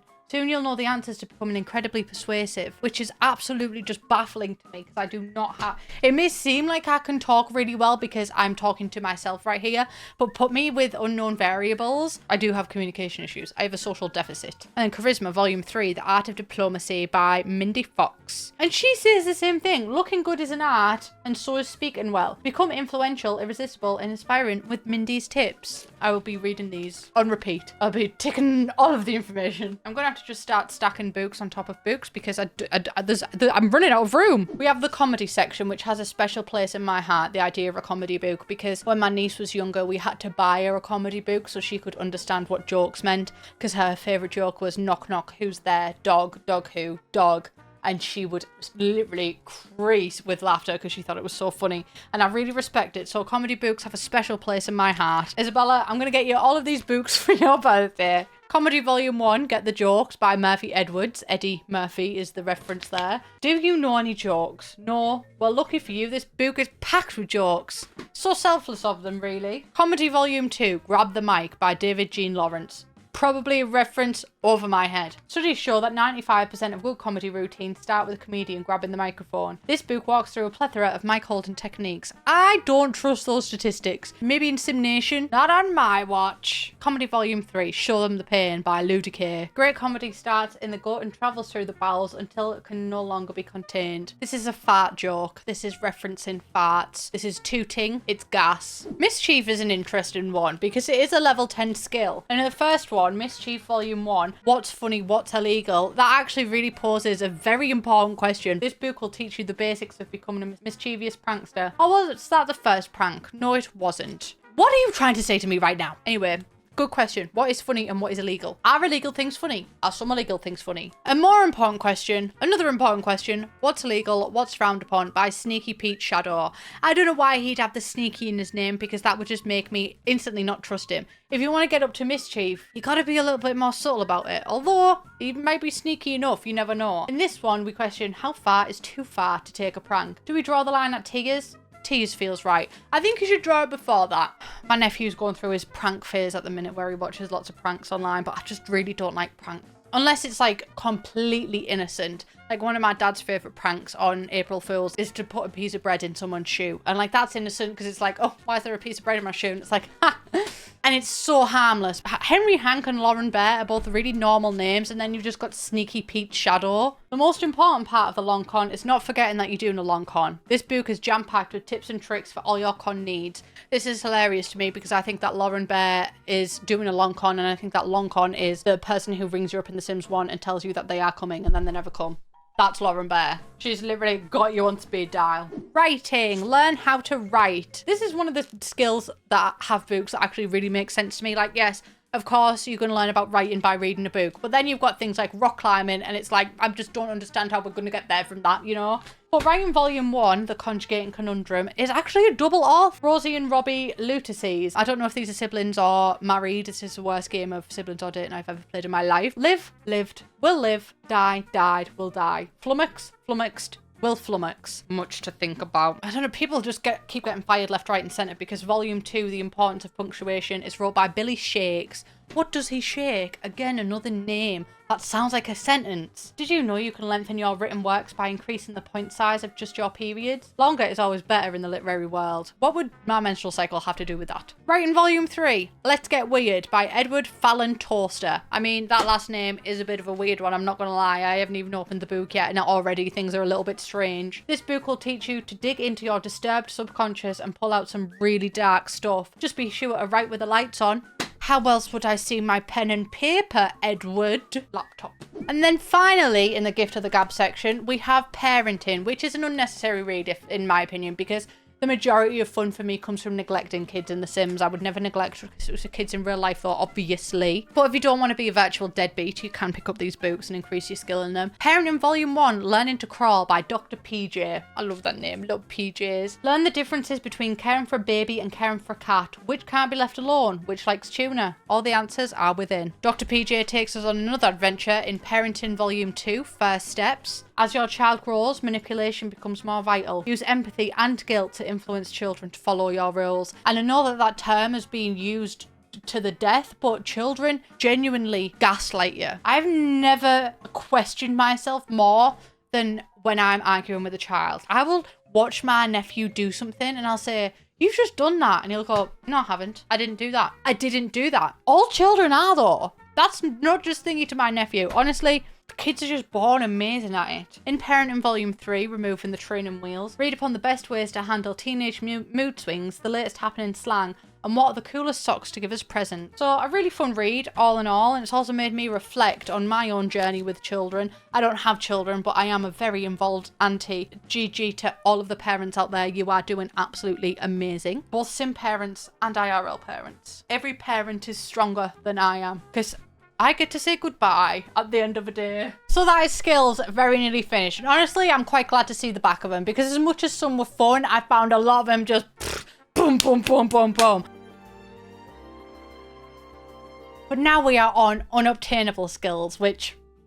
beautiful. I don't know why I done a full fist to that there, but that's just how I'm feeling about them. First up, we have Designcraft Volume 1, which is 20 simoleons and has no author. You do not know who's wrote this. This is the book of basics. You cannot start dipping your toes in interior design without Designcraft Vol 1. Learn to navigate your first colour palette, your first client, your first experimental room. And by experimental room, they 100% mean Brandy Broke's room, because I saw the theories of her being a dealer after I uploaded the iceberg, and I've got to say, I agree with it. I don't actually think it's referring to any specific room, but that's my imagination. That's my experimental room. There are a number of templates for books and the kind of acts as a stand-in, and that is where Designcraft Volume 1 comes in. She acts as a stand-in. So the first one was 20 simoleons, which is a very reasonable price, but What's That Smell by Julie O'Kidd is 2,500 simoleons just for a book. This is a cooking skill book and you can get it as a reward in the culinary career. But one thing that's really interesting about this book is that this was actually in the game, but at some point they removed it, and for why? What did this book do wrong? What was that smell? For another 2,500 simoleons, we have Baker's Dozen, 13 fabulous flour-filled recipes by Mimi Morbread. The drag names that can come out of this are absolutely amazing. I know that there's a big crossover between the drag community and also The Sims, and I'm here for it and I absolutely love it. So if any drag queens or kings are watching this, Mimi Morbread, and have your drag queen or king be a baker. In the Anu-Grain age of the gluten-free, renowned baker Mimi Morbread reclaims the undeniable power of flour in 13 fabulous recipes that will leave your guests bloated with joy. So for people that have a gluten intolerance, Mimi Morbread is like, let me just sit and poison you, and you've got to pay 2,500 for it. Not the best marketing tactic I've ever seen, but one of the most interesting, I must say. £2,500. Or not pound anyway, but simoleons. Once again, this was a skill book and you could get this as a career award, and it was available in game, but they removed it. And why? Maybe because Mimi Morbread was sat poisoning people, to be fair. But 2,500 simoleons too. And it's not just cooking that was hit as well. Mixology was also hit. We have Shaken or Stirred 400 Pretentious Drinks by Ginger Rosewater. Once again, just really living up to their names. This one is 150 simoleons though. Expand your repertoire and impress your clientele with hundreds of unexpected elixirs from master mixologist Ginger Rosewater. This, once again, was a reward for career, mixology, and was originally available in game but then removed. Why? Why were career rewards like this removed? Were they too pretentious? Now we move into my opinion, the more interesting sections. We've got How to Be a Successful Socialite by Blair Aparti. Obviously, a party is referencing a party that you would attend, and Blair is referencing maybe Blair Waldorf. I don't know, because I've never seen Gossip Girl. This is a complete guide to entertaining and being entertained. 2,500 simoleons. This book was supposed to be a reward for the socialite career, and I was like, am I being silly right now, or is there no such thing as a socialite career? I googled it. I know nothing about it, but apparently Blair Aparti is a successful socialite. Why were you removed from the game? Lots of questions to be had. Now we get to talk about my favourite, and this was genuinely, this floored me when I first found out about it. When I was doing all of the research for this video, did you guys know that there was supposed to be a Woohoo skill in The Sims 4 and they removed it? And I really don't understand why they removed it, because that would have been absolutely hilarious and amazing. But I wonder if they removed it because of time constraints, because The Sims 4 was a jumbled mess when she came out, or if they removed it because of the teen rating, but then also Woohoo exists in the game. The Woohoo skill was supposed to be in the game, and these two unobtainable books are relating to that. These are unused skill books. We've got Woohoo Volume 1, Techniques of an Artiste by Just Design. I don't know why. Don't know who that is. Just wear a bunch of weird stuff and do magic and insult people. Everyone will want to woohoo with you. It's awesome. Now, I don't think that the likes of Don Lothario will probably write this, but unfortunately, I know exactly what my type is. If someone done a bunch of weird stuff and magic around me and then also probably insulted me, I would be like, oh, I probably would be wooed, not so much hooed, but 50% success rate is not bad. That's not even my favourite part. My favourite part of the whole Woohoo skill is that Woohoo Volume 2 is called the Simma Sutra and is wrote by someone just called Jeff. If you don't know, this is a reference to the Kama Sutra, a very, very, very, very, very famous book about Woohoo. An ancient and mystical tome describing the finer details of courtship, woohoo, and the duties of a lover. Oh, and it's a picture book. You can keep those pictures to yourself, thank you, Jeffrey Landgrab. I don't know who Jeff is, but that's the only Jeff that I can think of off the top of my head. What you and Nancy do in the sheets should not be heard by the streets, Jeffrey. I'm still in shock that there was supposed to be a woohoo skill. And I'm also feeling really sad that there's not a woohoo skill. I think a woohoo skill could have been so good for the Sims. Literally let my Sims woohoo. The woohoovolution, if you will. Woohooville. The fact that this exists in the game, I know that it's unobtainable, but she still exists, is absolutely hilarious to me. I love it. It makes me so happy. I just wish she was here full time. But for 250 simoleons, thanks for the memories. He asked me to sleep with him. He said, would I like my curtains fixed? And I laughed. And he said, that's a euphemism. And that is skills. Yep, that is skills completely done. A behemoth of a category, and I am quite glad to see the back of her. I will be honest. I won't miss her. She was fun. She was flirty. She was entertaining. She was knowledgeable. But she was a bit dry at times. Moving on from skills, but also kind of similar, we have university and school books. It's not like a 3-part thing, thank the Lord, because skills, I may have leveled up and I may be level 10 in every single skill, but at what cost? We're going to start off with university, and all of these are charged at the astronomical price of 700 simoleons. Ugh, that is a lot. Too much. And also, all of these just kind of give general descriptions, so I'm not going to do an in-depth look at every single one because some of them, similar to skills, are boring. I much prefer like fiction, the fantasy, and that is why I've dressed up as Miss Darcy, but if she was an elf. That's my costume for today. I've really enjoyed getting dressed up though. I'll be sad when this video is over. First up, we've got art history, and I included the most important pictures in The Sims 4, which is obviously of Daddy Vladdy and my angel, my hero, the light of my life, and the man who deserved better, Sonny the Tragic Clown. You are literally history of art. Can anyone truly understand art? This course book will attempt to teach you the answer. I understand everything I need to know about these men right here. I understand everything, and I understand I'm in love. I understand our feelings. That's something that you can't comprehend. Biology. It really is a matter of life or death. A lot of the descriptions after that are kind of just vague. This course book will be used when taking the biology degree program. Attempt to unlock the mysteries of life through the study of, among other things, the fitness, gardening, and logic skills. So that is the kind of vibe of every single book, and that is the kind of vibe that I will be missing. I'm here for a good time. No, I was going to say not for a long time, but this video is exceptionally long. But mainly a good time. Communications. This course book supports students taking the communications degree program, and I paid 700 simoleons for you to tell me what I already knew. That's exactly what I assumed the communications book would be used for. A big help to anyone looking to work effectively in a professional environment. I am neither, I'm defective. Computer science. Don't be a hack. I love how bad the puns are. Read the computer science course book while taking the degree. Your processor will have enough RAM to take you to the Ethernet. Best book out there. I would pay 700 simoleons for this and not even be taught anything. Jesus had Matthew, Mark, Luke, and John. I've got whoever is behind the computer science book. Culinary arts. What's cooking? Good looking. I interchange cooking and cooking because some people in my family say cooking, some people say cooking, and I've kind of got a hybrid of both, which means it's interesting when I read stuff like this out, because is it what's cooking good looking? Is it what's cooking good looking? Or is it what's cooking good looking? But looking isn't pronounced looking. Looking is look. But you actually, I would say have a little look. That's interesting. I've just discovered something about myself. Culinary arts course book will help students taking the class. Yeah, we know. Drama. This was a fun cover. I was like, how am I going to use drama? Because I'd already used things for the other covers, and I was like, oh my god, The Sims has literally already made this by form of a poster. And I was like, yeah, I made this.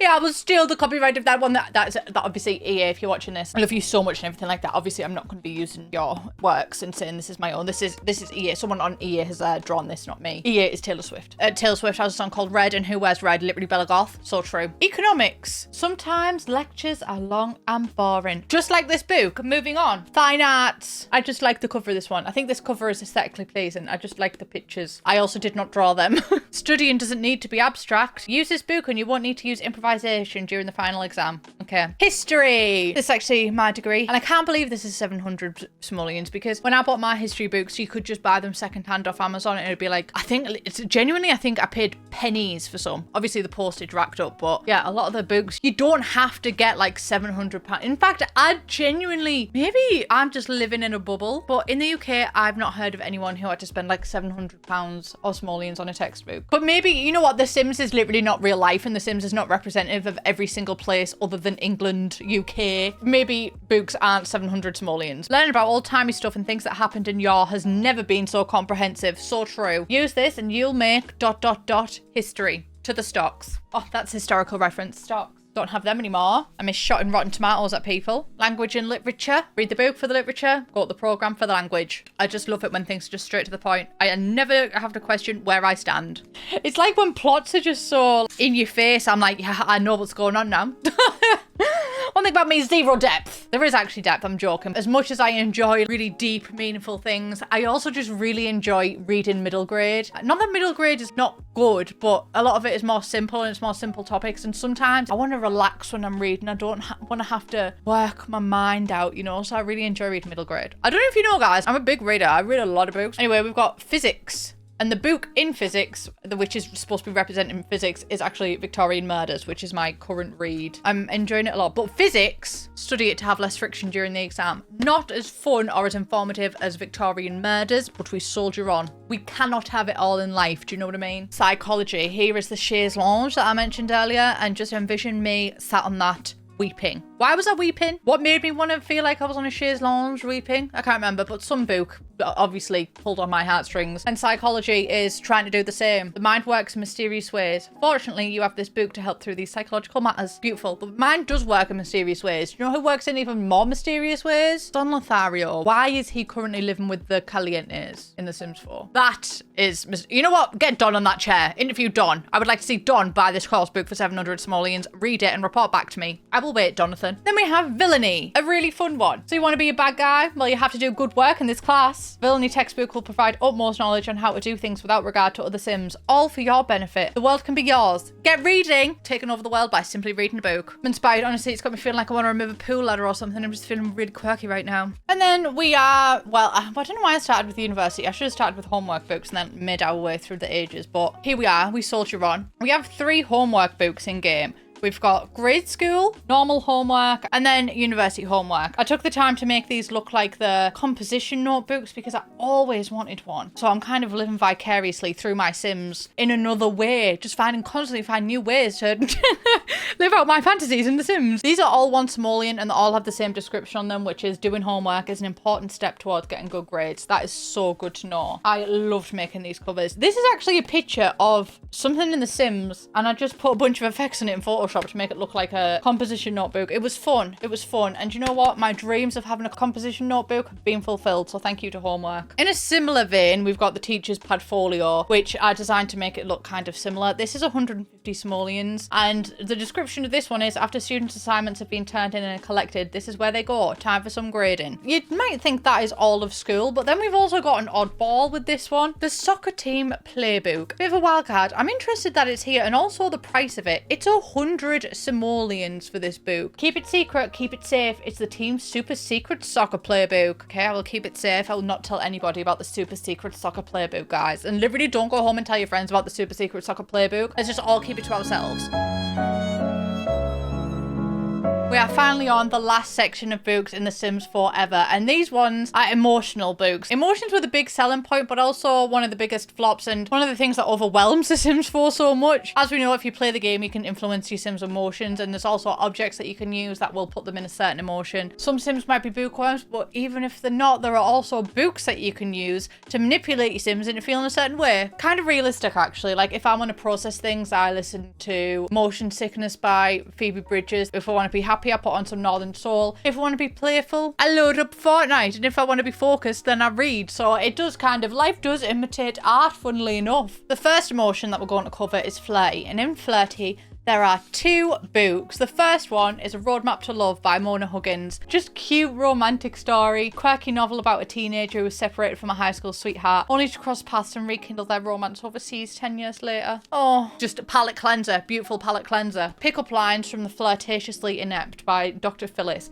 who I like to believe is Phyllis from The Office, and she's taken time away from Bob Vance of Vance Refrigeration to write this book. I mean, she pulled him, so she's certainly got some lines up her sleeves. Explain the successes and failures of icebreakers. I hate icebreakers. Whoever invented them is the literal devil. They studied villainy at whichever one of the universities in The Sims 4 delivers villainy the best. The author comments on how to react when considering a romantic relationship. 45 simoleons. You know what, Dr. Phyllis? Some good advice. You should consider a romantic relationship. I've considered getting into a relationship and I have 2 requirements. So if anybody would want to apply, you've got to be fictional and you've got to be Mr. Darcy. So if you can meet them, literally hit me up. I will be so receptive to you. Next up, we have Energize. E equals energy. Bolster yourself by Emily C. Squared. This is kind of a logic one, I would have thought. See, E equals MC squared, Emily C squared. Maths reference? Anyway, but she is a personal trainer. But to be fair, I've read the description. I have read this book, but it's just jogged my memory. Pardon the pun, jog. Both a personal trainer and a physicist. Things are starting to click together. Emily uses her knowledge to examine what it really takes to get a body in motion. Boys. We are the boys in motion. I love That's So Raven so much. It's one of my top 10 TV shows ever. Sleep Less, Jog More by Gladys McLean. I'm not sure how much you should heed this advice. I really reckon you shouldn't do it, actually. Sleep more, jog less. You should only jog a healthy amount and you should give yourself breaks. This one talks about how world-renowned sleep runner Gladys McLean describes how she conquered her insomnia and transformed her sleep disorder into exercise. Each chapter will leave you feeling positively charged and ready to conquer the world. 30 simoleons. Now, to be fair, I wish this worked. Sometimes I do wish that I was Edward Cullen and I didn't have to sleep, because as much as I love sleeping and it's so comfortable and I love it so much to do it every single day, I also just think so many possibilities for being away, and it's so quiet on a night time, and then the birds are really loud at 4 o'clock in the morning. I'm going to read this book. Thank you, Gladys McLean. You have changed my life. Now, if you're in a silly, goofy mood, which some of you are, some of you are really silly gooses, silly geese even, the plural term, you can read these 2 books to get you in the spirit. Slipped a Mind, well, slipped a mind, but slipped a mind, like it slipped my mind. I'm sure you actually have heard that term before, but beautiful name. He wrote Easy Recall Magic Tricks. Do you aspire to do magic but can't remember the tricks? This amazing magic book is packed with easy to execute tricks repeated over and over again, just in case you forget. Do you aspire to do magic but can't remember the tricks?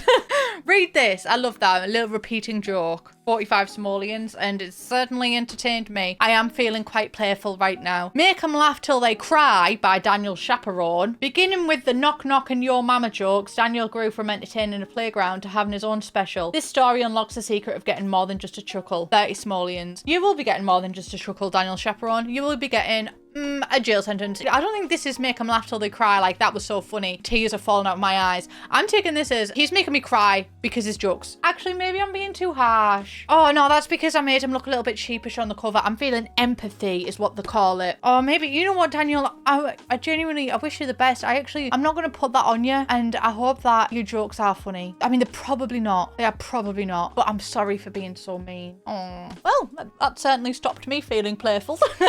Now for inspired, we also have another 2 books, which is every section has 2 books. Embracing the Moment and Inspiring Others by Robert Boss, 45 simoleons, is a collection of short stories and inspirational anecdotes that will leave you feeling calm, collected, and crafty. Oh, well, you know what? I'm feeling 1 out of 3, which is not bad. You gotta guess which. For other inspirational books, we have Inspirational Posters, The Underlying Truth by Marlo Not a Cat. And I believe her. If she says she's not a cat, then she's not a cat. I will never call someone a Hang in there, they can do it, be the best around, and other popular inspirational posters are examined to find their true meaning in this riveting book about motivation. Obviously, this is a reference to the Hang in There cat, and we can do it with the muscle arm. I actually know the Hang in There cat from Kate Nash's Foundations video. That's the first time I ever saw that image, so I will always associate this with my fingertips are holding onto the cracks in our foundations. Honestly, what, Bob? Whatever happened to Kate Nash? Kate Nash, where are you? Are you a Sims fan? Finally, we have Focused, and once again, again, we have 2 books. I'm going to need you to stay focused for this segment, okay? I'm giving you one task. It's to stay focused. Eyes on me. If your phone is on, put do not disturb on. We are focusing right now. If your mum's telling you that your tea's ready, tell her to f off.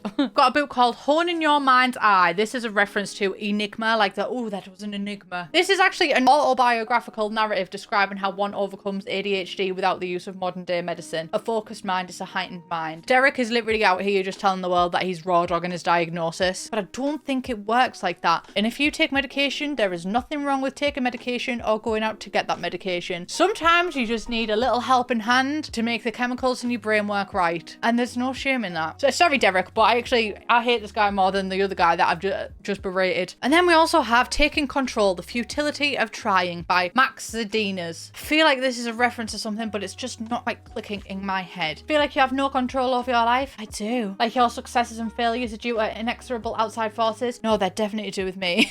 They just might be, but there's no need to fret. Learn to go with the flow. That's like literally the worst thing you can say to someone with autism. But I do need to learn to go with the flow. The more that I do unexpected things, the less of a shock it will be. Even as improbable situations cause your life to crash down around you in a puff of irony. And then for Unobtainable, once again, we are here with the Unobtainable books. We have a collection of Unobtainable Emotional books, which is so interesting to me because why? I actually think that these add some great addition. A lot of these have been reused for templates for custom emotional books, so that's probably where they went. But either way, Unobtainable or not, I've read them. First up, we have Artsy Fartsy, It's a Gas by Cut of Cheese. If I had £1 for every single time the Sims team made a fart joke in the books, I would have £2, which is not a lot, but it's weird that it's happened more than once. Anyway, this is just fully about farts. Explore the fabulous world of flatulence. Did you know farting can be an expression of gratitude, whether you're going for stealthy stink bombs or crowd-stopping toots? This easy-to-follow guide can help anyone master the art of the fart. This is truly one of the most invigorating reads of the century, a true Penguins classic, and I enjoyed every single second that we spent together. It will be very sad for me to say goodbye. Cut of Cheese, what an icon you are. Your mind knows no bounds. You cannot be stopped, and you shouldn't be stopped. Body Language by Me or Me Here. I think Me or Me Here is like a me, I'm here, maybe. I feel like that's the reference to that.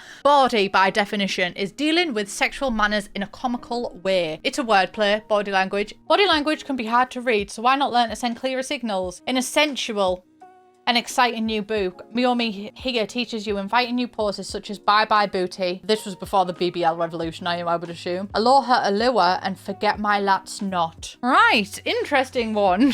Commando, How to Ensure All Eyes Are On You by Donna Try Me. Why does this feel so aggressive? Try me. That's quite an aggressive term, is it not? Or is it like a try me? Maybe like a confidence thing? I don't know. But if someone said try me, I would then try me. I would think, you are cruising for a bruise and it's not going to be from me. From client meetings to one-on-ones with your boss, Try Me delivers the skinny on what not to wear, eye contact, backslapping, and more for success in the modern workplace. Thank you for your advice, but I will not be going commando. Orphan Song by Missy Brood, a very sad book. This one's actually 20 simoleons. The others didn't cost anything. Abandoned by a parent, Sarah Petit has little hope of ever finding what she dreams of most, a loving home, until the day she is adopted by a remarkably smothering woman, at which point she misses the orphanage. Missy Brood, really living up to that name, God bless you. If you've been like, I just really want to feel like there's no hope right now, read this book. I hope you find happiness, Sarah Petit, I really do. Also, she sounds French, so this kind of feels like a Madeline alternate universe. And finally, the final book that we have in The Sims 4 is...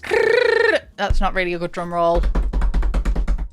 Sleeping Standing Up by Golly Z's. Are you chronically tired? Not getting enough sleep? In this new bestseller, Golly Z's discloses the secrets of sleeping standing up. Catch up on rest anytime, anywhere, and tackle each day bright-eyed and bushy-tailed. This is actually a terrifying concept for me. This does not energize me at all. Nothing of the sort. You know that TikTok of the Scottish lad and he's going like, pink, get down, get down. That's how I feel when I read this. Like, please just lay it in a horizontal position. Stop being vertical.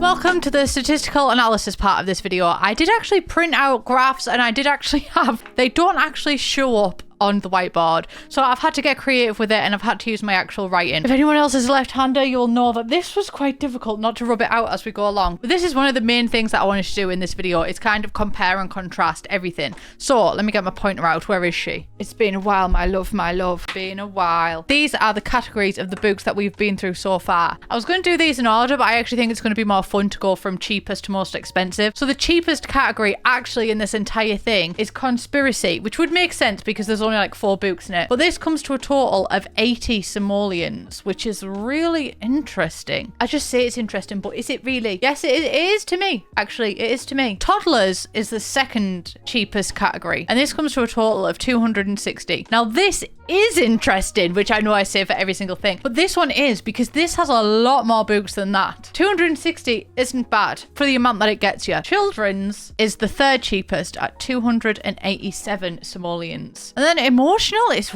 really quite expensive. 720 simoleons for all of the emotional books. Fiction is next, and it's our first 4-digit, 1,216 simoleons. I enjoyed fiction a lot. I would pay 1,216 simoleons for Duskglow first edition. Then school/uni is next, which is something that I didn't expect because those course books were really quite expensive. But this, I mean, to be fair, it's actually one of the most expensive categories and we jump up a lot. This one was 1,216.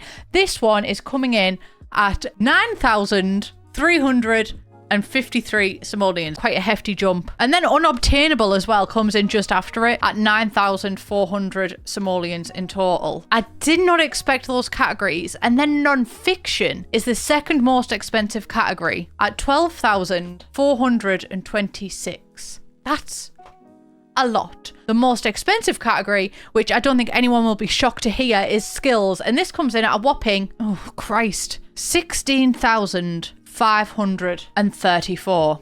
Right, I have got this thing on the side wrong. So total equals total cost. The next one that we're going to look at is, I'm going to call it T#, which equals total number of books. Conspiracy is actually bottom of the list. It's got the least amount of books. And that number is she's really quite small and titchy. She's only got 4 books in the category. Toddlers is next with a total number of 12 books. So these ones are pretty much the same in price. There's not much distinction between them. Children's has 15 total books in it. Emotional is next. It has 18 books in it. That's fine. 720 simoleons for 18 books in total. That's okay. That's fine. But this is actually drawing with school/uni, which has 18 books as well, but this comes to a total of 9,353 simoleons. Emotional, with the same amount of books, 720 simoleons. Daylight Robbery. Unobtainable is next, that has 20 books in total, which kind of makes sense. It seems like a big category, but it's kind of every single debug book that's not involved in the game, so they all kind of get jumbled together. Fiction has 47 books, and this one surprised me because after that is non-fiction, which is 62, although maybe non-fiction contains Spellcaster Tomes, but a lot of non-fiction doesn't actually do anything, so the focus on it was weird to me. Nobody is surprised. Skills comes in with a total of 104 books. AV, which means average cost, we already can kind of see, so I'll only run through this one quick. It's just to kind of categorize them. So the cheapest category actually is not conspiracy, even though it's the lowest on every single thing so far. The cheapest category is actually children's, because the average book in the children's department costs 19 simoleons. GG to the children. Conspiracy, nobody is surprised, costs 20 simoleons. I feel like basic math, do you know what I mean? And then toddlers comes in after that with an average of 22 simoleons per book. It's a tight race so far. Fiction is just after with an average of 26 simoleons per book, which I feel like is a decent price. I feel like fiction's got it right. Fiction knows what it wants. Emotional, we kind of jump up. 40 simoleons average per book, which to be fair is not that big of a jump because the next category, skills, the average book is 159 simoleons. And then non-fiction actually jumps up a lot with an average cost of 200 simoleons per book. I think what probably heaves this one up is all the Encyclopedia Vampirica and also all of the tomes. A lot of the tomes, once you get past a certain level, are like £400, £500. I think that's what's brought that up. But Unobtainable is not for the faint of heart, because this one comes in at 470 simoleons for average for a book. And then nobody is surprised, school/uni is on average the most expensive book, with each book averaging in for 520 simoleons. And that would have been higher if I didn't include things like homework and the soccer player book, but it is part of that category, so I have included it. I feel like that meme of that woman with all the math stuff coming over, and I'm like but guys, this is the average cost of all the books in The Sims 4, guys. Listen to me. The ones with the biggest disparity is actually school and uni. A very low number of books, but a very high average cost for it. And also Unobtainable is in the same thing. A low average number of books and a very high cost. Children's is actually the closest in percentage, so GG to Children's. I hope we're all settled on this and taking it all in, because I'm about to rub it off. Say goodbye. So I love a repeat author in The Sims. I just love anything that builds upon lore. And we do actually have repeat authors a lot. The only ones I'm not including is things like Skills, where they've had multiple ones, because we have, like, in that one we have Winnie Colt, Johnny Primo, Professor Sprocket, Newtsy Spec, Jink Fen, Hammond Stat. Like, there's a lot of people. There are a lot of people where I would just be repeating. But in actual literature, not that these aren't, but you know what I'm trying to say. Tied for second place, we have A Wolf and Wolfgang, my good friend, Mulder. And they have both released 4 books. So these are second place for most repeated author. And then in first place, we also have another tie, Vasma Borg and Helmuth von Gluck, and they are both tied with 5 books each. I expected a lot more repeated authors. So this is first place, this is second place, and I'm also just going to add Bella Jacobs in third place. She deserves it. She has a total of 3 books, and I ate them all up, and I love them, and I love Bella Jacobs, and I love the Duskglow series. Now for pop culture references, as we know, a lot of things got mentioned throughout the books, and they kind of ripped off a lot of franchises. I'm expecting a cease and desist to come the Sims team's way. It's different enough that they can't sue. So Game of Thrones, Game of Groans, a game of musical chairs. Game of Thrones has been referenced a total of 3 times throughout the books. Hunger Games, which honestly I thought would be the winner, has also been mentioned a total of 3 times throughout the franchise, throughout the books. I keep saying throughout the franchise, but throughout the books, the literature that we've been reading. You know what? I'm on the wrong side. Twilight, Duskglow by Bella Jacobs has also been mentioned 3 times. And the winner of pop culture references is actually Spider-Man. I'm just going to yoink one off you, Twilight. And that has been referenced a number of 4 times, but this is because of the Peter Barker series. Here, I'm going to read out, and I'll put a picture on the screen so you can see. But other things that exist in real life that were referenced throughout the books. Where the Sidewalk Ends, Game of Thrones, Toy Story, Fast and Furious, James Bond, The Walking Dead, The Hunger Games, The Day the Earth Stood Still, The Lord of the Rings, The Little Engine That Could, The Never-Ending Story, Grant Rodiak got 2, he's extra special, Super Mario, Spider-Man, Pride and Prejudice, Superman, Love You Forever, How I Met Your Mother, Twilight, Guy Fury, Charlotte's Web, Atlas Shrugged, and Goodnight Moon. So we still got a lot. And then finally, we're going to go through the final statistics that I've brought to you. The most expensive book was actually, oh my god, I am drawing a simoleon, look at me. 2,500 simoleons was the most expensive book. I think it was one of the unobtainable skill ones, the ones that got rewarded as a career. The least expensive book, apart from 0 simoleons, because a lot of them are 0 simoleons, and I'm just not including that. The least expensive book is 1 simoleon, which I think we expected that. The total cost, however, of all of the books together is 50,276. So you would have to take out a mortgage to buy every single book in the game. We have just run through the average of cost in each category, but the total average cost of a book in The Sims 4 is 164 simoleons, which is pretty expensive. A fun one because the authors have just as much of a story to tell as the actual books themselves, and the total number of authors that we have is 158. So that is it. That's all the statistics I've got for you. It was a fun ride. That was kind of chaotic, but fun. Chaotic, but fun.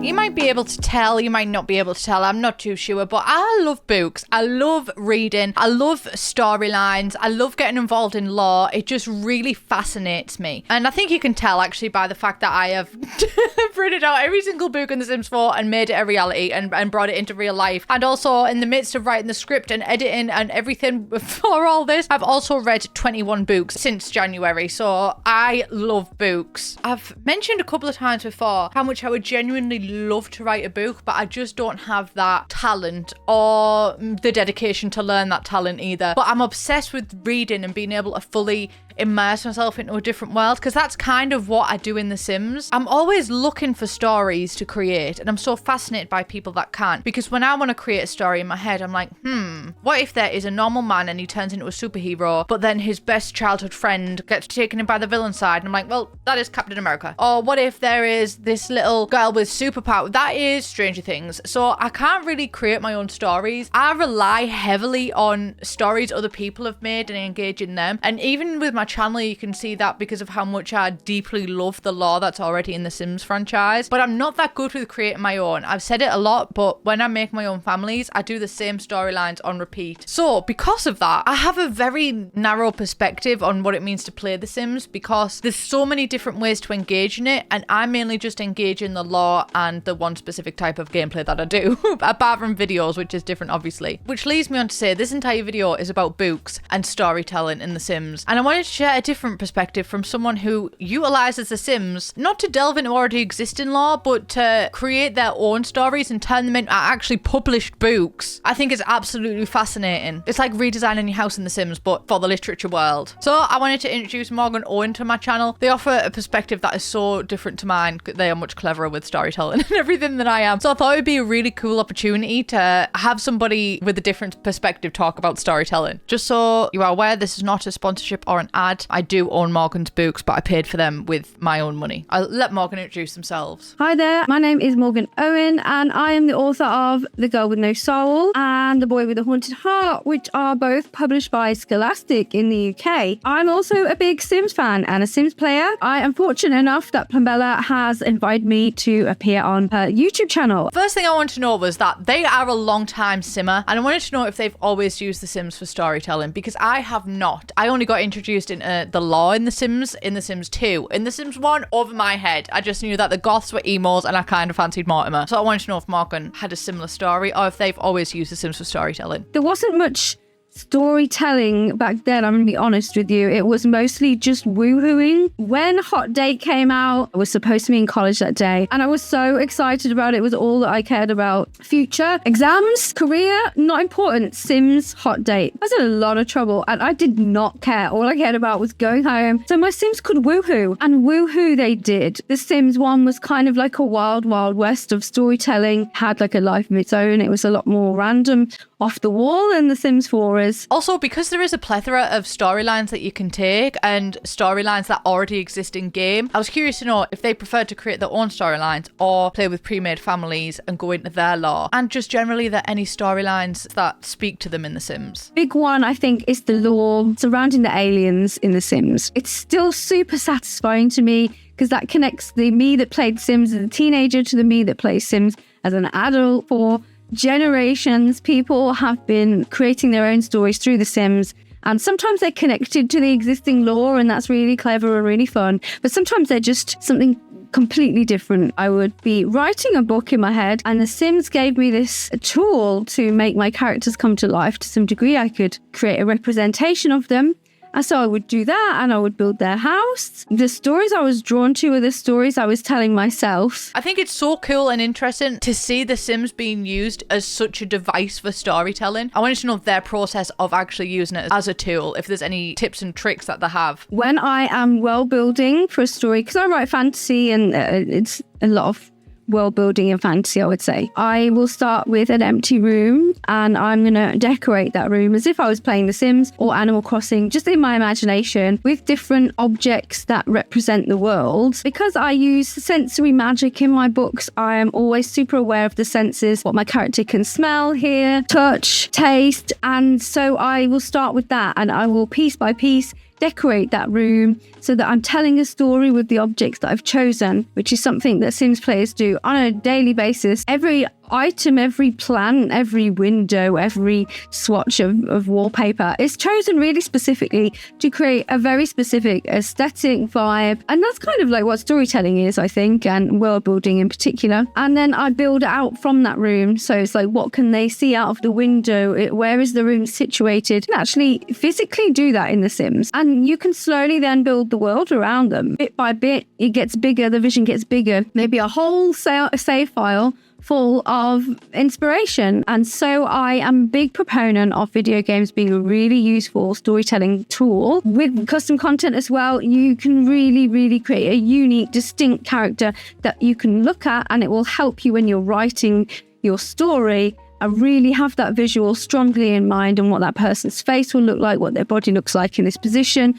Whatever it is that you're writing, this sim version of your character will be super useful to you and give like a structure to this messy cloud of inspiration that exists in your head as you're trying to write a story. Even if you've already written your story, even if your story's already been published, you can still use those characters, that setting, to create little scenarios, like little trailer videos, which is what I've been doing lately. There's just a world of possibility that takes your story to the next level. Also, finally, the Sims community itself has been through a lot of changes. In The Sims 1, it was mainly on forums. I wasn't really on forums at that point, so I can't speak too much on that. But in The Sims 2, they had the exchange, which saw storytelling absolutely blow up.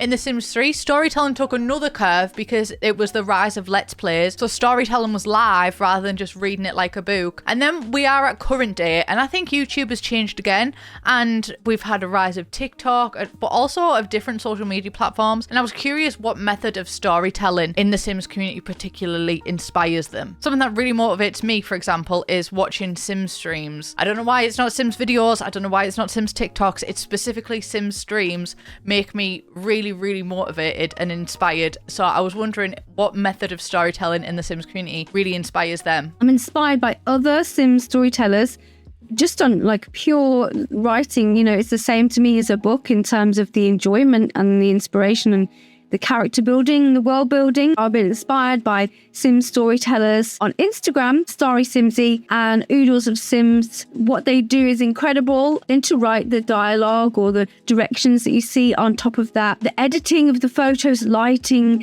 to give atmosphere. It's such an incredible amount of work. I'm so amazed and impressed by so many of those creators that I follow now. Thank you. A huge thank you to Plumbella for having me on. It's such an honor and a privilege. You're just a sort of household name in the Sims community, so I'm really grateful for that. I've been Morgan Owen. I write books with Scholastic. I play Sims. It's been a pleasure, and happy simming, happy storytelling through The Sims. Live your best lives. Have your Sims live their best lives or their worst lives, depending on what kind of storyteller you are. Thanks a lot for listening. And that is everything. That is all the questions that I have. I hope you enjoyed this segment. I think it's such a fascinating and, well, I say unique, but you also might have this perspective on storytelling. It might just be me whose brain is like, I cannot think of my own stories. I have to rely on the game. And what a perfect mix. This is like the perfect video for it to go with. So thank you so much, Morgan. So overall, I would say that books are a really interesting thing in The Sims 4, but a lot of the stuff is quite surface level. Obviously, we get some really deep things like with the vampire lore and werewolves as well. Every other book is just like, here, this is literally just vibes. Here's a joke shot in. This means nothing. Don't add meaning. There is none. There is no meaning behind anything that is mentioned on this book. And after this video, did we learn anything? Some things. Did we learn anything groundbreaking? No. But honestly, the fact that the majority of it was just vibes, I actually think is amazing. I think that is so original Sims of them. They will put insane amount of efforts into the most random things. Just because the books aren't packed with lore doesn't mean that a massive amount of effort hasn't been put in them. I enjoyed this experience so much, and I would like to personally meet and also thank whoever wrote the descriptions of the books in The Sims 4. I can't wait to read more about Hergstrom. I can't wait to find out what happens in the next Duskglow series. Or was that the penultimate book that we read? And I need to know who Alfred is. Is he a butler? Is he Kaholic or the Elder? Which one? Maybe we'll find out in The Sims 5. But that has been every single book in The Sims 4. I've had a wild ride.